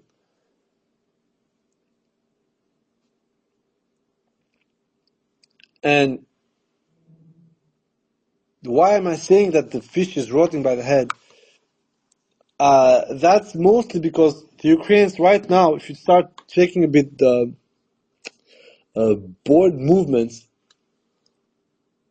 first of all, as I said, Drapati doesn't have any kind of magic in him. He has failed to do anything with his counteroffensive in the post-Kursk area, despite the fact that, there is this wall of drones and all this bullshit.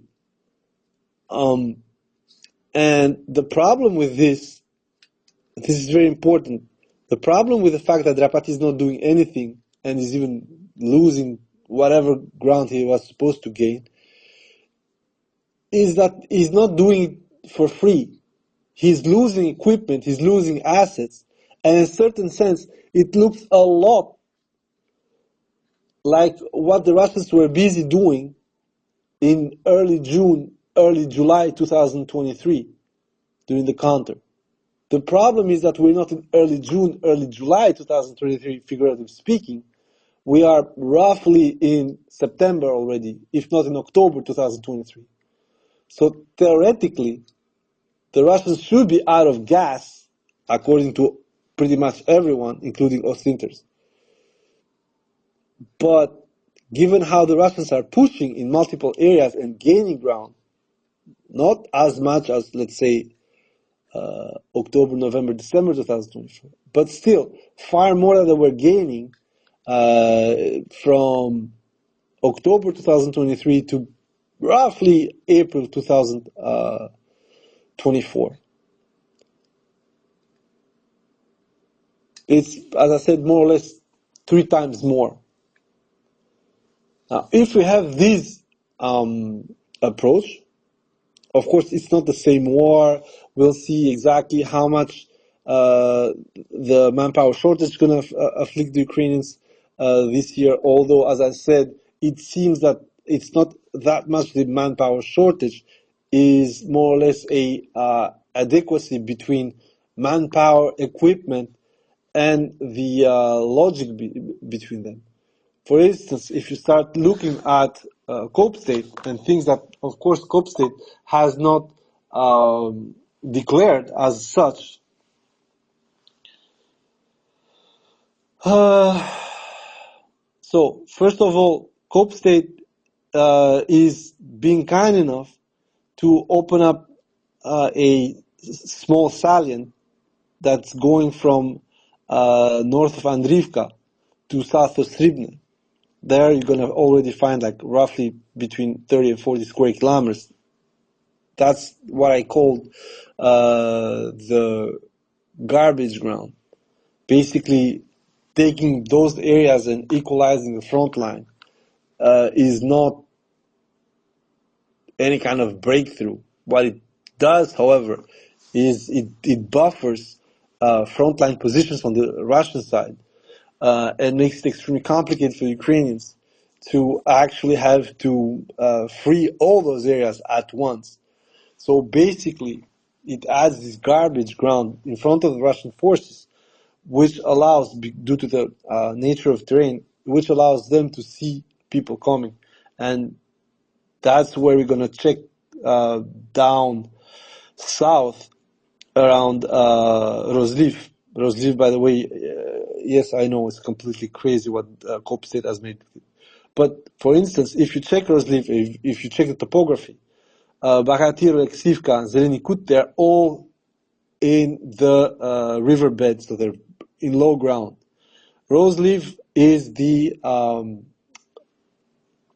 eastern embankment, and in front of it you have a other hill around Odradne and Rozdolne. The problem is that The Russians are already pretty advanced north of Rozdolny. So basically, if they have to cut through and advance to Bagatir, south to north, it's only 5 kilometers. On the other side, if the Ukrainians want to counter attack in Rozliv via Bagatir, it's going to be an uphill march of between 4 and 5 kilometers as well. So the problem for the Ukrainians as it stands right now is that the Russians are, as I said, multiplying these garbage pockets where the Ukrainians themselves need to ask the question, shall we stay? For instance, there is another garbage pocket developing south of Konstantinovka. So basically, the Russians showed today that they took Alexandropol, which is next to Keramik. So it's directly north of Avdiivka, and it's the highway between Avdiivka and Konstantinovka. So there too, the Russians are going to gain another 20, 30, 40 square kilometers. And the only thing that thing's going to do is, I already explained this, is just level the front towards Sherbinovka and Petrovka, and force the Ukrainians to stretch over at least 12 to 13 kilometers from the Toretsk area. And once again, I'm going to keep repeating this. All this is garbage ground right now. It's going to become a lot more expensive for the Ukrainians if, for instance, the Russians end up in Romanivka and they line up with Sherbinivka, Petrivka, and the current location of the Russian forces in Toretsk, because then instead of defending these labyrinth of high rises and big buildings in Toretsk, when you can play hide and seek, you're going to have a line of roughly 15 kilometers to Delivka, and a huge part of it is going to be a problem to cross and defend, because you have a body of water just behind Romanivka, and all this is very simple. You know, you don't even need to discuss it. It's stuff that we've seen so many times done by the Russians, and of course with losses, and of course with problems. But the more we're looking at it, and the more it seems that the Russians have this possibility now to, instead of going for Pokrovsk right away, they're going to force a worse problem for the Ukrainians, which is trying to push Konstantinovka on both sides, because from Chasov Yar to Konstantinovka is roughly 7.8 kilometers, and there is a huge fake cauldron popping up already if the Russians manage to do what they're doing. And there goes another 400 square kilometers. But most of it is garbage ground. It doesn't allow anything else but basically forced wastage. It's not, for instance, like going from Hrodivka or Mykolaivka to Promin, Moskovsky, and then attacking Mirnograd. And that's only 4 kilometers, guys. It is that easy, quote unquote, of course. But by doing this, what the Russians are mastering now for 3 years is developing all these areas of danger for the Ukrainians. When the Ukrainians suddenly start thinking, God the fuck damn, what are we going to do? Because, okay, you bet everything on Pokrovsk, but Konstantinovka is no less important, because, as I said, once you are in Konstantinovka, then you start this very problematic grind. Think about Toretsk, guys. Think about that logic. Remember all the stuff that happened to Toretsk? You got to take New York, then Zalizne, then Pivdenie, Pivchine, Druzhba, and Toretsk itself. The whole area was full of small urban outpost. Now, Konstantinovka is a completely different ball game. It's akin to Pokrovsk, as I said. But once you are at a certain point, and given that Konstantinovka is completely on low ground, completely differently with Pokrovsk, which sit rather high and also has a city system to protect it on both sides, Konstantinovka, once you start attacking it, never mind which side, it's downhill. So once again, the problem for the Ukrainians is the threat level rising to a point where, as I said, once the Russians are in Konstantinovka, you're going to have at least 3 to 6 months of a fight to get the city under control, unless, as I said, you are going to be bled dry because you need to defend Pokrovsk, Konstantinovka, Kupiansk, and Seversk, and so on and so forth.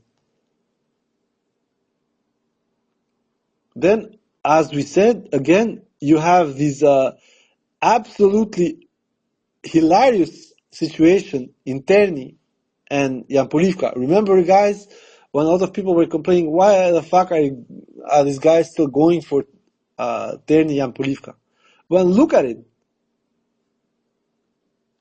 You got a small salient already forming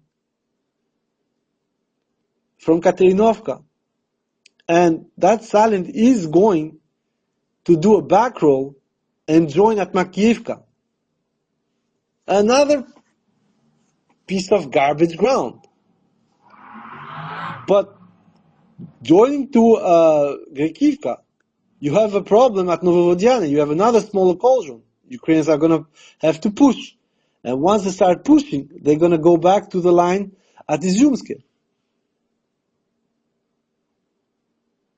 Going back to the line at Izumske means that a lot of the quote-unquote gotten back territory around Nadia is going to be vacated again. Same thing for the Russians pushing in Lozova, in Zahrizove. Same thing for the Dvorichna area, where the Russians literally have now cut a huge beam between north of Kupiansk and the connecting route that comes from the northern pocket around Dvorichna and the southern route. So the whole situation for the Ukrainians right now is not as much that they cannot deal with one front. What they cannot deal with is the fact that the Russians, at every single time when they feel that they're gonna, go through a hard patch, they just switch directions. Same thing. Just go to Zaporozhye. Stepove, Lobkove, Kamyansk are still painted green from our friends at Cope State.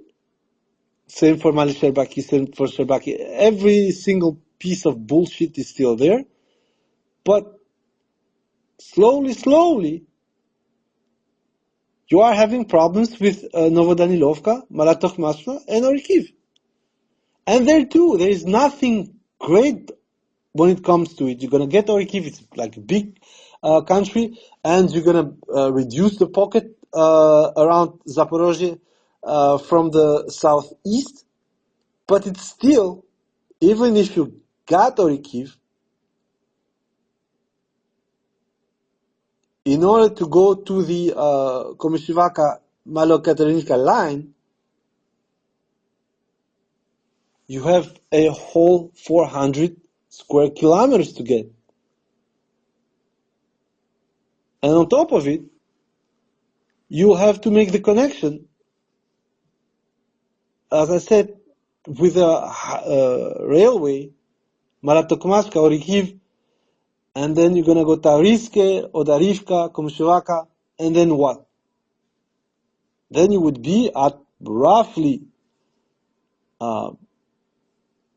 20 kilometers from Zaporozhye. which is literally a lifetime, the way the war is going right now. Another at least 6 months is if everything aligns. So in few words, everything we're seeing from the Russians right now is a stalling moment, maybe to replenish, maybe to see how much the Ukrainians want to die the way they're doing right now. For a lot of people, if you start looking at the numbers, despite every bullshit that NAFO is trying to sell, the Ukrainians have a very poor attrition score right now. So in a certain sense, the more they try to get back places with the losses they are incurring, the better it is for the Russians. It's stupid and it's sad because at some point you say to yourself, this thing needs to finish fast, especially if Trump is going to start doing his shit again. But I do not think that Trump can do anything to stop this war the way he promised. Not as much because Trump is stupid, which unfortunately the more he opens his mouth and the more he feels like that, but simply because, I'm going to go back to what I said, this is not some kind of fixable issue. Initially, it's true, it was about both sides having a monkey-sized chip on their shoulders, and one side had this inferiority issue, the other side a superiority complex, and we saw that playing out in 2022. Now, however, it is not some kind of, animated dispute between brothers. Now it's a fucking gypsy fight, where one side has a pocket knife and the other is coming literally with a fucking sword. So the problem we're seeing here is not as much as Monkey doesn't want to stop the war or he doesn't want to go fast. No. What is happening is that the war is defining both sides. On one side, the Russians now have invested massively in their military industrial complex, and because of the losses, they will have enough for at least a decade worth of job, at least. But for the Ukrainian side, the problem is that war has become their everyday. War is responsible on the Ukrainian side for half the GDP. Allegedly, it's more like 2/3 of the GDP.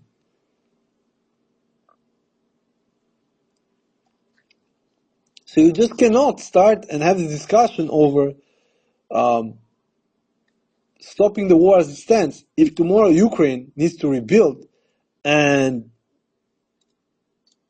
they need to start counting on actual funding from international institutions. The Ukrainians are gone for at least 2 to 5 years before a proper rebuilding is going to take place. Which in a certain sense is also positive because it would allow for the local mafia to reinvest the ill-gotten gains they had during the war. But that's how you fuck up the country.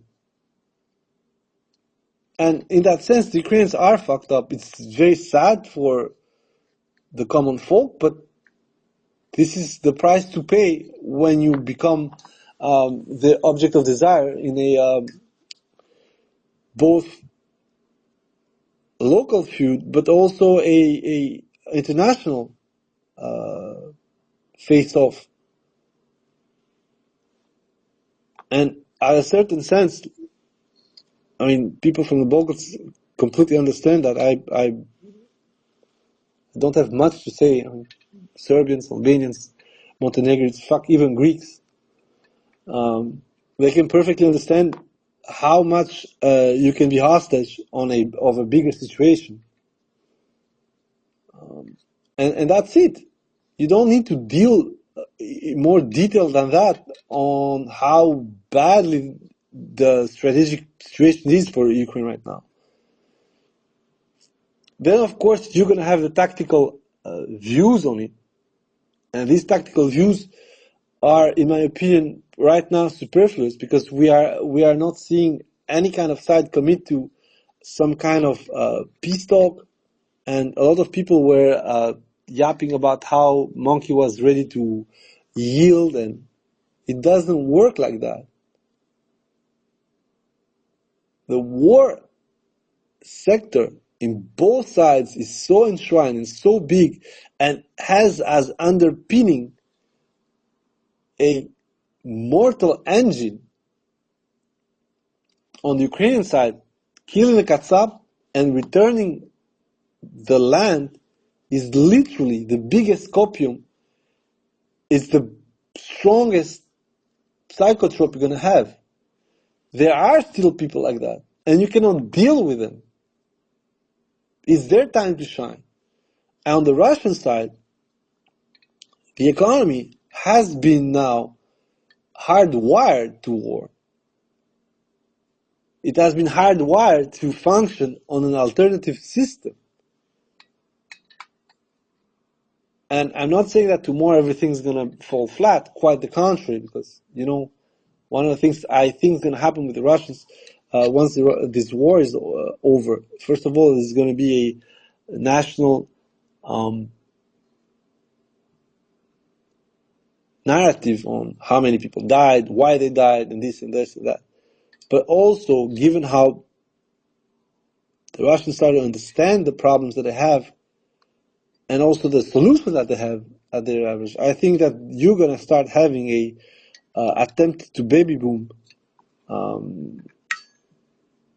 And is that positive, that's negative? I have no opinion over there. I think that it's good for the Russians to start reviving the national tissue.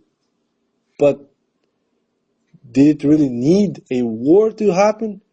People would say yes, of course. Historically, wars have been either catalysts to change or the death knell for multiple countries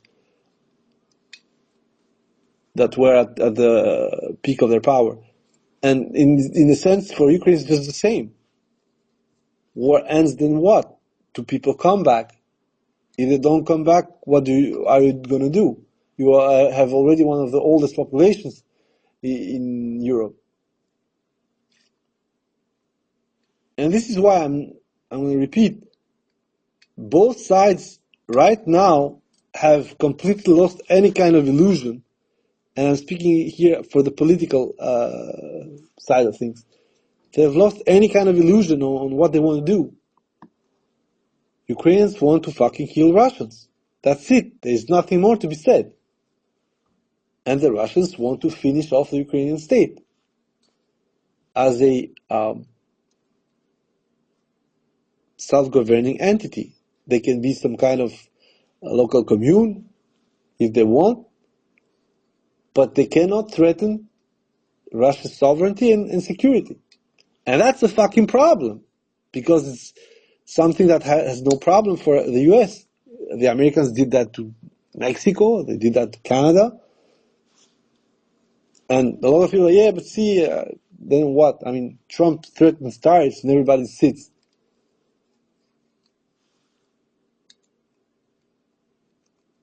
And at best, the whole thing's going to be a nuisance for the Americans. But the guys to lose this war are still going to be the Mexicans and the Canadians on short term. So once again, the problem that we're seeing with this war is that the point is not to start strong. The point is to finish. And Ukraine right now is having huge troubles understanding how to finish this. Russia To the contrary, they completely understand what they need to do, and unfortunately, I'm going to repeat, unfortunately, they woke up to the obvious end game too late. They were not going to be able to have this police action quick in and out they tried in March, especially when it came to the way they completely got over a huge chunk of Ukraine's south. There was no way you just occupied another 10% of Ukraine and you're going to just get the fuck out signing a paper for the Ukrainians to tell you, we pinky promised we will not join NATO. We pinky promised we're going to just have a 85,000 military. The delusion, actually, that many accuse Monkey now, in my opinion, was back then. Now, the more we're seeing how the war is going, and the more the vision is that he's going to finish the Ukrainians. Unless he dies before, but even if he is deceased, the situation is not going to change for the Ukrainians. Not that much because of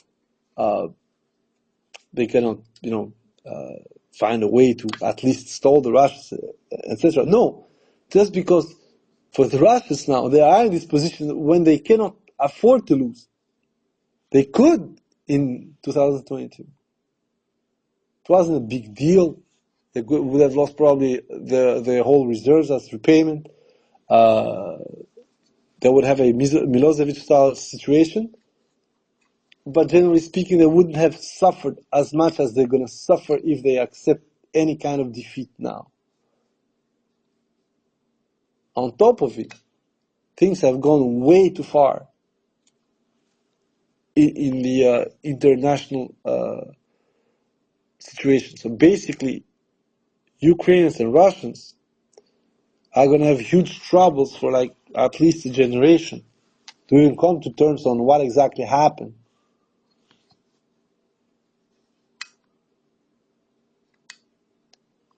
So it's not that Monkey wanted this, it's he has no other choice. It's as simple as that. And in a certain sense, if the Ukrainians have someone to blame, well, just go and say hello to Boris Johnson, allegedly. But I really think that Ukrainians should blame their shadow leadership. So all these people that send guys like Kiev to have discussions and talk peace with the Russians, only to be used as basically a stalling tactic. And this is why it's very funny when Trump is saying, oh, I think that Putin is stalling. Bitch, what the fuck are you trying to say? Of course he's gonna stall. Right now, he needs clarity on the battlefield. He had his first clarification, which is Ukrop's out of Kursk Oblast. Then he's gonna have his second clarification, which is, in my opinion, Ukrop's having to choose two axes of defense, with one of the two being lost, of course. And then after that, the third clarification is, do they still want to fight? In my opinion, Ukrainians were still going to fight. So there will not be any kind of peace without a pressure on the Ukrainians. And all other people say, no, why? And not us, of course. But it's pretty simple. If you don't pressure the Ukrainians by any means of cutting aid, for instance, or cutting ISR, which I don't believe, then you do not have any kind of tangible solution.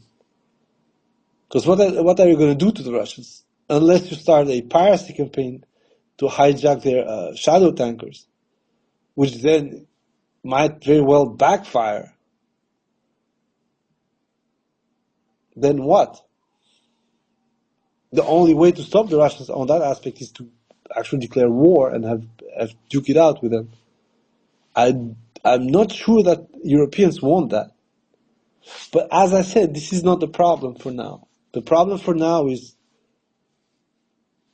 where are we going next into the war? And as I told you, we're going to have another one of these mushrooms that we had all over 2023 before they started to pop out and gave the situation that the Ukrainians faced in October, November, December 2023, which was Russians pushing in multiple directions. That Ukrainians had to choose one.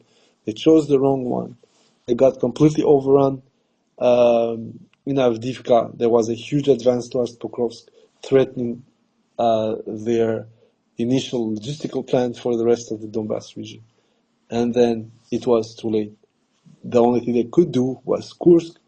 Kursk, as we know, and as I, with the team, said from the day, the first very day, was doomed to fail to a point that these guys were not going to be able to breathe. And that's what happened.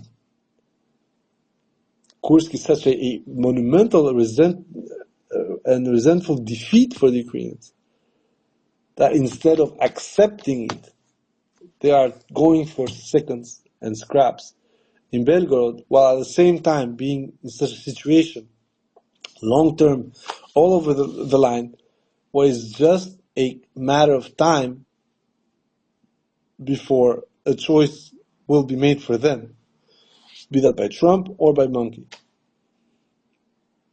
Thank you very much, guys. If you have any kind of questions, up to you, fire.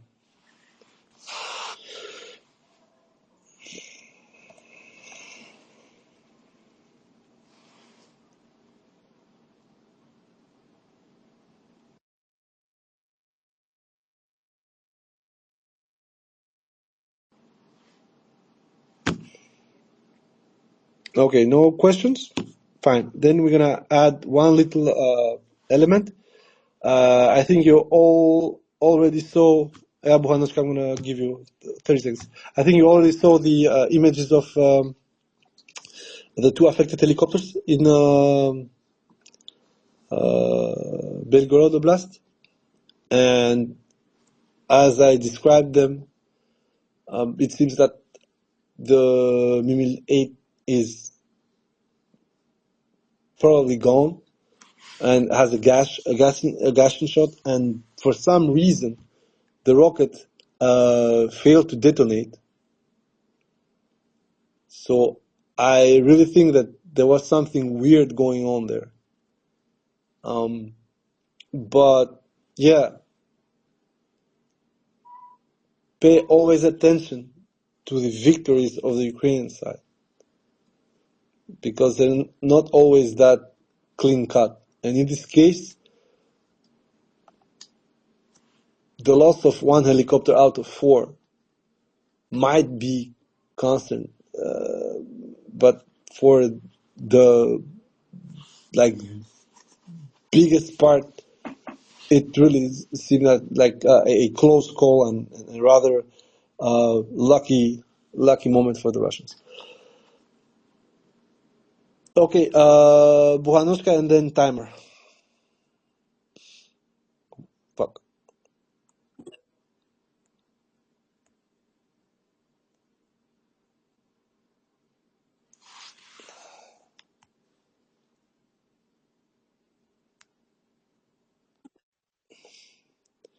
So you can go on, Buhanushka. Yeah, you said that you wanted to talk about the geranium drones hitting the Kiev army. That was apparently the drone battalion that was in Kiev. Yeah, actually, as you know, it was G that broke up the news. Once again, as I said, if the Russians can find them and hit them, it clearly means that there is solid information coming up. And in my opinion, it starts to be a multi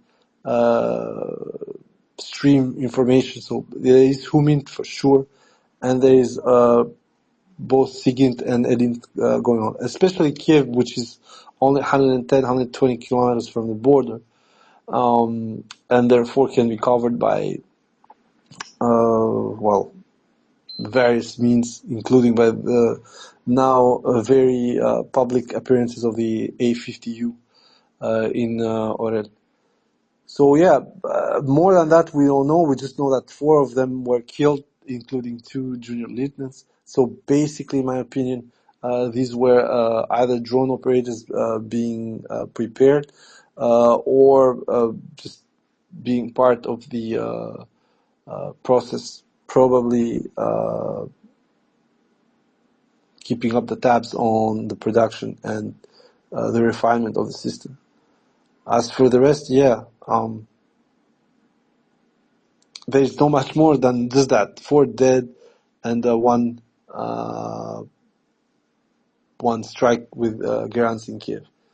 That reinforces the feeling that the Russians they know what they're doing in most of those areas, and the only difference between the strikes that we see in Kiev, in Dnipropetrovsk, in Kryvyi Rog, and so forth, is that nobody is coming forth with the actual losses on the Ukrainian side, rarely.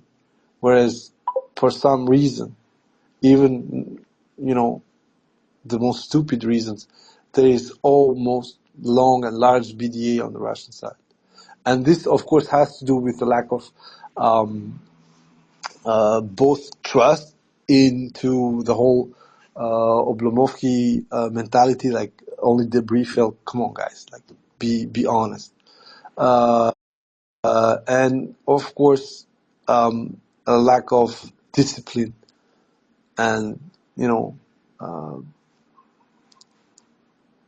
logic for some Russians who still need to have that secessional video given up.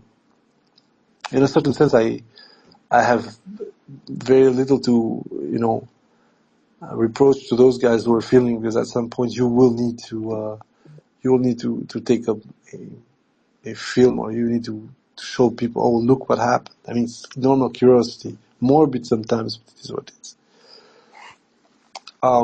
Yeah, I hope I replied what you wanted.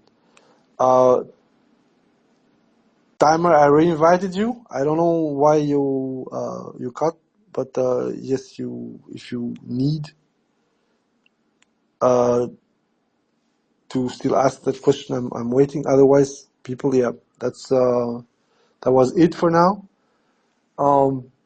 Also, just announcing it, I think that by May we will know. Yeah, I can hear you going. Countries like Germany are rapidly expanding their investments. How does this maintain itself with the rising energy costs? It's kind of hard for me to understand how Rheinmetall is supposed to meet all these demands when at the same time, supposedly, if you follow, German energy prices, it's becoming increasingly impossible to, not impossible, increasingly expensive to build these things at prices that you can export at. Is this realistic, or not? What do you think? Well, as when it comes to Rheinmetall, it's the scam. It's the scam that gives keeping. Like Pepperger has systematically lied about the capabilities of his enterprise, and the whole point was for him to have the money.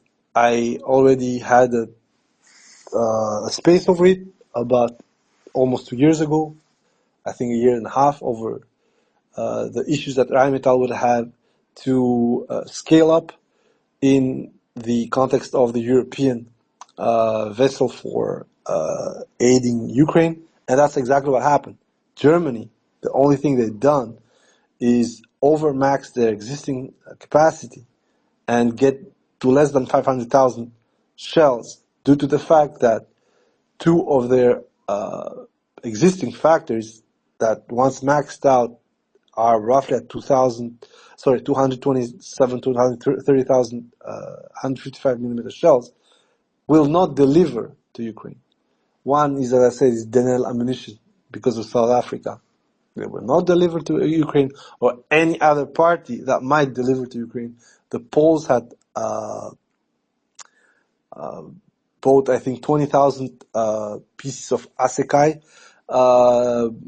ammunition, so basically long-range base bleed ammunition. The moment that the South Africans understood that Poland was going to buy and deliver to Ukraine, they blocked the deal and stalled it until Poland literally renounced it and started building its own shit. At the same time, the problem with the, generally speaking, Western industry, if America pulls away, the issue with the propellant, for instance, is never going to go away. And on top of it, some of the manufacturers in Europe are going back to older ways of doing it. For instance, the French are still keep doing their Max variant, which is actually pretty nice. Germans do the same. But Slovaks are back-to-back charges because it's cheaper. Probably Namo's going to do the same thing. They're going to go back-to-back charges. It's 10 times cheaper on a short-term production. But the biggest problem is most of these people are not producing the top-shelf ammunitions, for instance. Everybody is still going with the M79 series or the M107. Cheaper, faster to produce, put everything together and send it. Americans were recently showing how they built their artillery rounds, and you look at it and it's a 30-kilometer base bleed round, but that would need a full charge to fly up. It was a M549A1. The problem is that the Americans, at least with the latest detailed announcement over the capabilities, they were at, I think, 24,000 charges, whereas they were allegedly producing over 50,000 rounds. So what happens? Either you're going to split your max, which means that you're going to cut in half the range, roughly in half. So you're going to fire at maximum 18 kilometers, which leads you to exactly what you saw happening for now 3 months, when you got optifiber, 20-kilometer optifiber drones finding Uragans, finding Panzerhaubitze 2000s, finding everything. On top of it, Rheinmetall itself is not announcing any excess production. So the Kiev, the Leopard, the Panther tank that was supposed to be offered to Ukraine, whatever, it's still nowhere near a actual industrial project. It's still a prototype. They do not know what chassis they're going to put in there. The logic was because Rheinmetall had both the PI for the IP, for the Leopard 2A4 chassis. They thought about modifying it, putting the state turret and going on. The issue, though, is that by doing that, the cost of the Panther tank would jump at 37 million a piece. And of course, people can say, yeah, but it's only the LRP, so basically low rate production. Yeah, but that's what the Rheinmetall is doing. Low rate production of everything except artillery. Look at the barrels. The barrel blanks that were ordered by the German Ministry of Defense in favor of both the German military and the Ukrainian military, they're going to take a year and a half to make for 28 barrels. This is not a matter of order, it's a matter of capability of production. And the issue, though, and this is what hurts me the most, is that if you check on the latest aid announced by the Germans, you do not have any more 120 millimeter tank ammunition. They are speaking about 105 for the Leopard 1A5. They are speaking about the Marder 20 millimeter. You have a huge problem where your prime asset is in such low numbers that Ukrainians do not need the extra ammo anymore. And of course, I know it's Klaus Wegemann, or Nexter in this case, that needs to be blamed for the whole logic and the lack of expansion when it comes to Leopards. But even with the alleged orders that were passed for the Leopard 2A8 all over Europe, allegedly, the delivery time for everything is at least 10 years. Of course, some orders are going to come between 27 and 29, or maybe 26, but it's next year. It's 12 months from now. And it's like, I think, 5 to 12 first tanks. Ukrainians are losing 12 tanks in 5 days, even less sometimes. So the whole problem with Europe right now, it's not the investment, or it's not what they're going to do later, or how they're going to rock the boat. No, the problem with Europe is that right now they couldn't figure out where to find 5 billion euros for 2 million shells. And instead of that, they are going all over the place trying to buy every kind of shitty shells they can find, and they end up short of at least 1 million shells. It was the same thing that happened with the Pavel initiative from 23 to end of 24, but they basically hid it by lumping in there everything they could find. 122s, 152s, 155. That's not what they announced. They said 1.5 million, 155 shells. And then we end up with about 480,000, 155, about 300,000, 152, about, I think, 400,000, 122, and then the rest was mortar shells and stuff like that. So the problem that we're having with Europe is not that much that they are not serious or whatever. The problem we're having with Europe is that they do not seem to know the kind of capability they themselves are missing, but also that what they're doing, and I explained that they are doing by going in the external market and buying non-stock, because that's what's happening. These guys are going outside, commissioning production with European money. So instead of helping out their own production, they are just facilitating capital flight. Instead of investing those 5 millions in Europe, they're going to pay those 5 millions in India, Turkey, South Korea, whatever. It's not going to help them long term. What it's going to do is maybe get Ukraine out of trouble. And that's what I said in 2023. And we're having the same discussion today. And it's crazy. But the other problem is not that. The other problem is that you can see in the shift of capabilities that the Ukrainians have received, and the shift on the focus they are doing. For instance, recently they have been circulating a small clip of about 12 strikes in Belgorod, 4 of which were failures, by the way. There's a bridge that's missed by, I think, 20 meters. There is a building that is hit by 1 round, 1 GBU, and missed by another. There are 2 other bridges when the rounds hit on the side. It doesn't really matter. But what the Ukrainians are trying to show right now is very interesting. They are showing less and less artillery, except for the build idiot that went to a artillery camp, which actually was very funny because it literally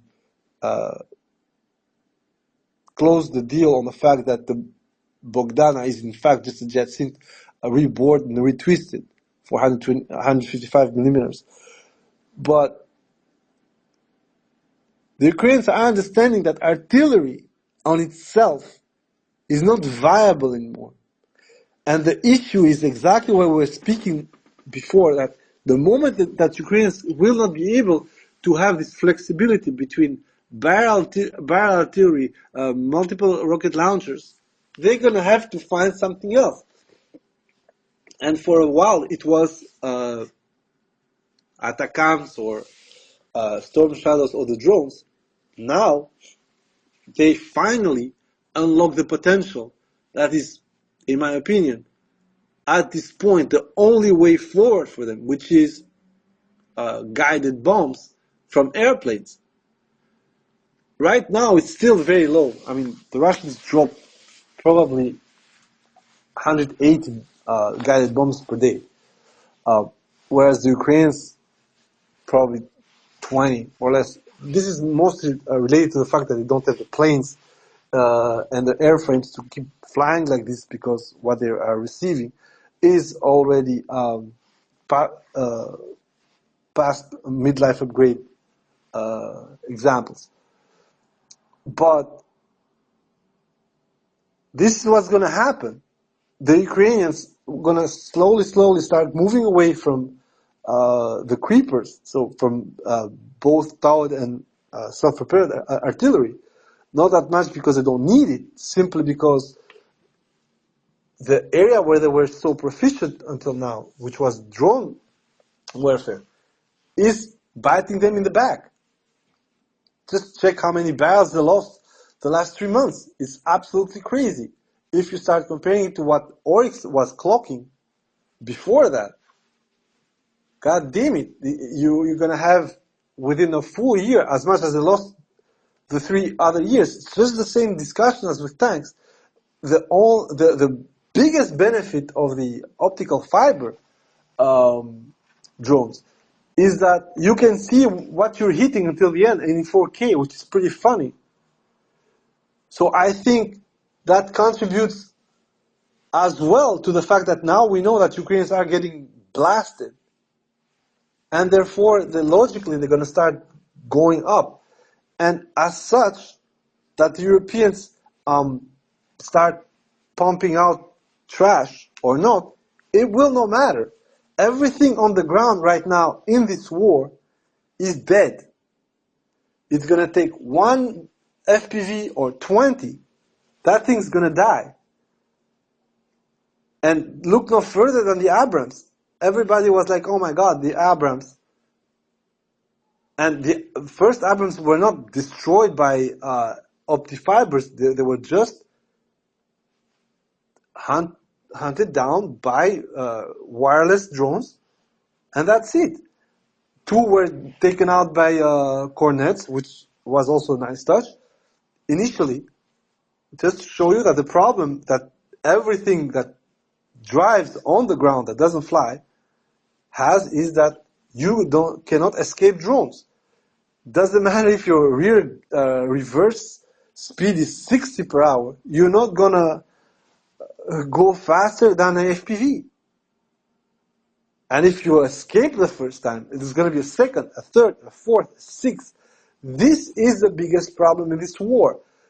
Nothing that Europeans can produce is going to help you out to this disparity. The only thing is that every single equipment sent to Ukraine has a full protection, which is APS, passive, electronic warfare. This is the only way to go forward. But in order to do that, the price per unit, even for a simple map, is going to jump eons if it's made in Europe. If you give a shitbox to Ukraine and say, okay, drop whatever you have in there and be done with it, yeah, maybe it's going to be cheaper. But as we saw, and Kursk is another example of that, anything that is a shitbox is going to get torched. Be that the M113, Rochelle Senator, Max Pro, it doesn't matter. At this point, everything that drives and not fast enough is going to get torched. Initially, I had this idea, I told you guys that drones were going to become like the introduction of firearms. Shooter, ball, musket, and that's it. The idea was that somehow the Ukrainians were going to manage to have enough shooters to stop the Russians. The problem is that the whole thing was being overreacted to the fact that the Russians were never going to produce enough shooters to take out the Ukrainians. But once, as I said, you start making these disparate, the complete disparate entities, it just doesn't matter. If you have a rank of 10 Ukrainians firing 20 rounds, and then you have a rank of 5 Russians firing 20,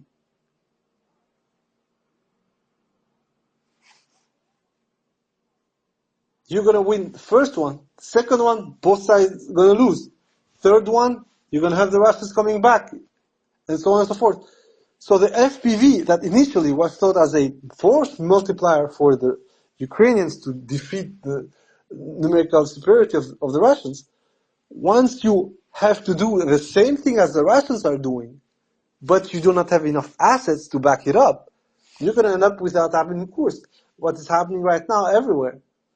And this is what I'm saying. The problem with the Ukrainians is just they're the smaller side. And in a certain sense, this has become the final, I'd say, logic of this. And Serge, in his latest Substack, said, war to the end. And that's what it is right now. Right now, the logic is, Ukrainians are the smaller side. If something doesn't come through to give them a 10 times force multiplier compared to what's going on, even with fucking donkeys, the Russians are going to beat them.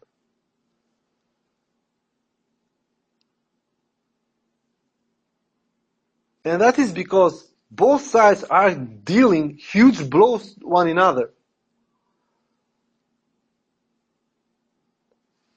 And they're relatively similar blows. For as long as it stays like this, Ukraine is losing. And it doesn't matter what they receive. And that's the whole point of what I told you.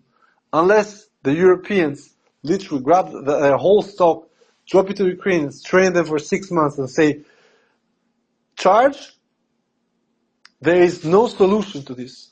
Especially as the Russians do not seem constrained at all by production FPVs, suicide drones, and of course their own aviation. There's so far nothing has been done to stop the Russians from keep building their Sukhois and their bombs. So why would you think that it's going to go in any other sense that the bigger side is going to win here?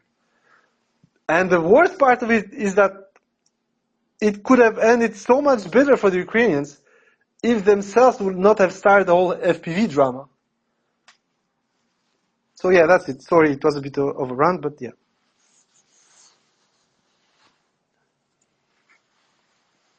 If you guys want to add anything, please be my guest. Otherwise, well, we are more or less done here.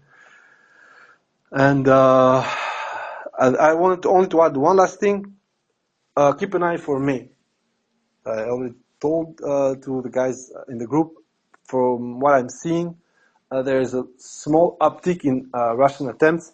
And of course, there is an uptick on, as I said, these garbage ground takeovers.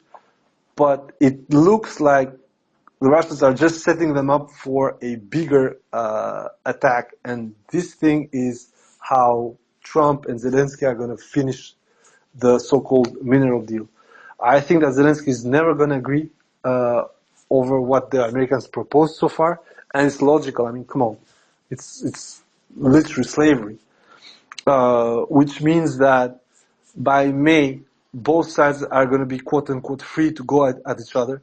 Of course, with the caveat, which is the American help is not going to stop for the Ukrainians, but probably is going to be curtailed to what was already ordered and what was already in the pipeline.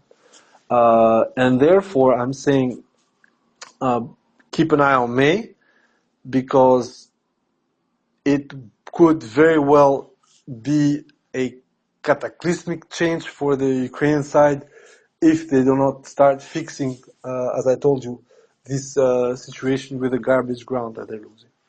Thank you very much, guys. Have a nice day and see you next time. Bye-bye.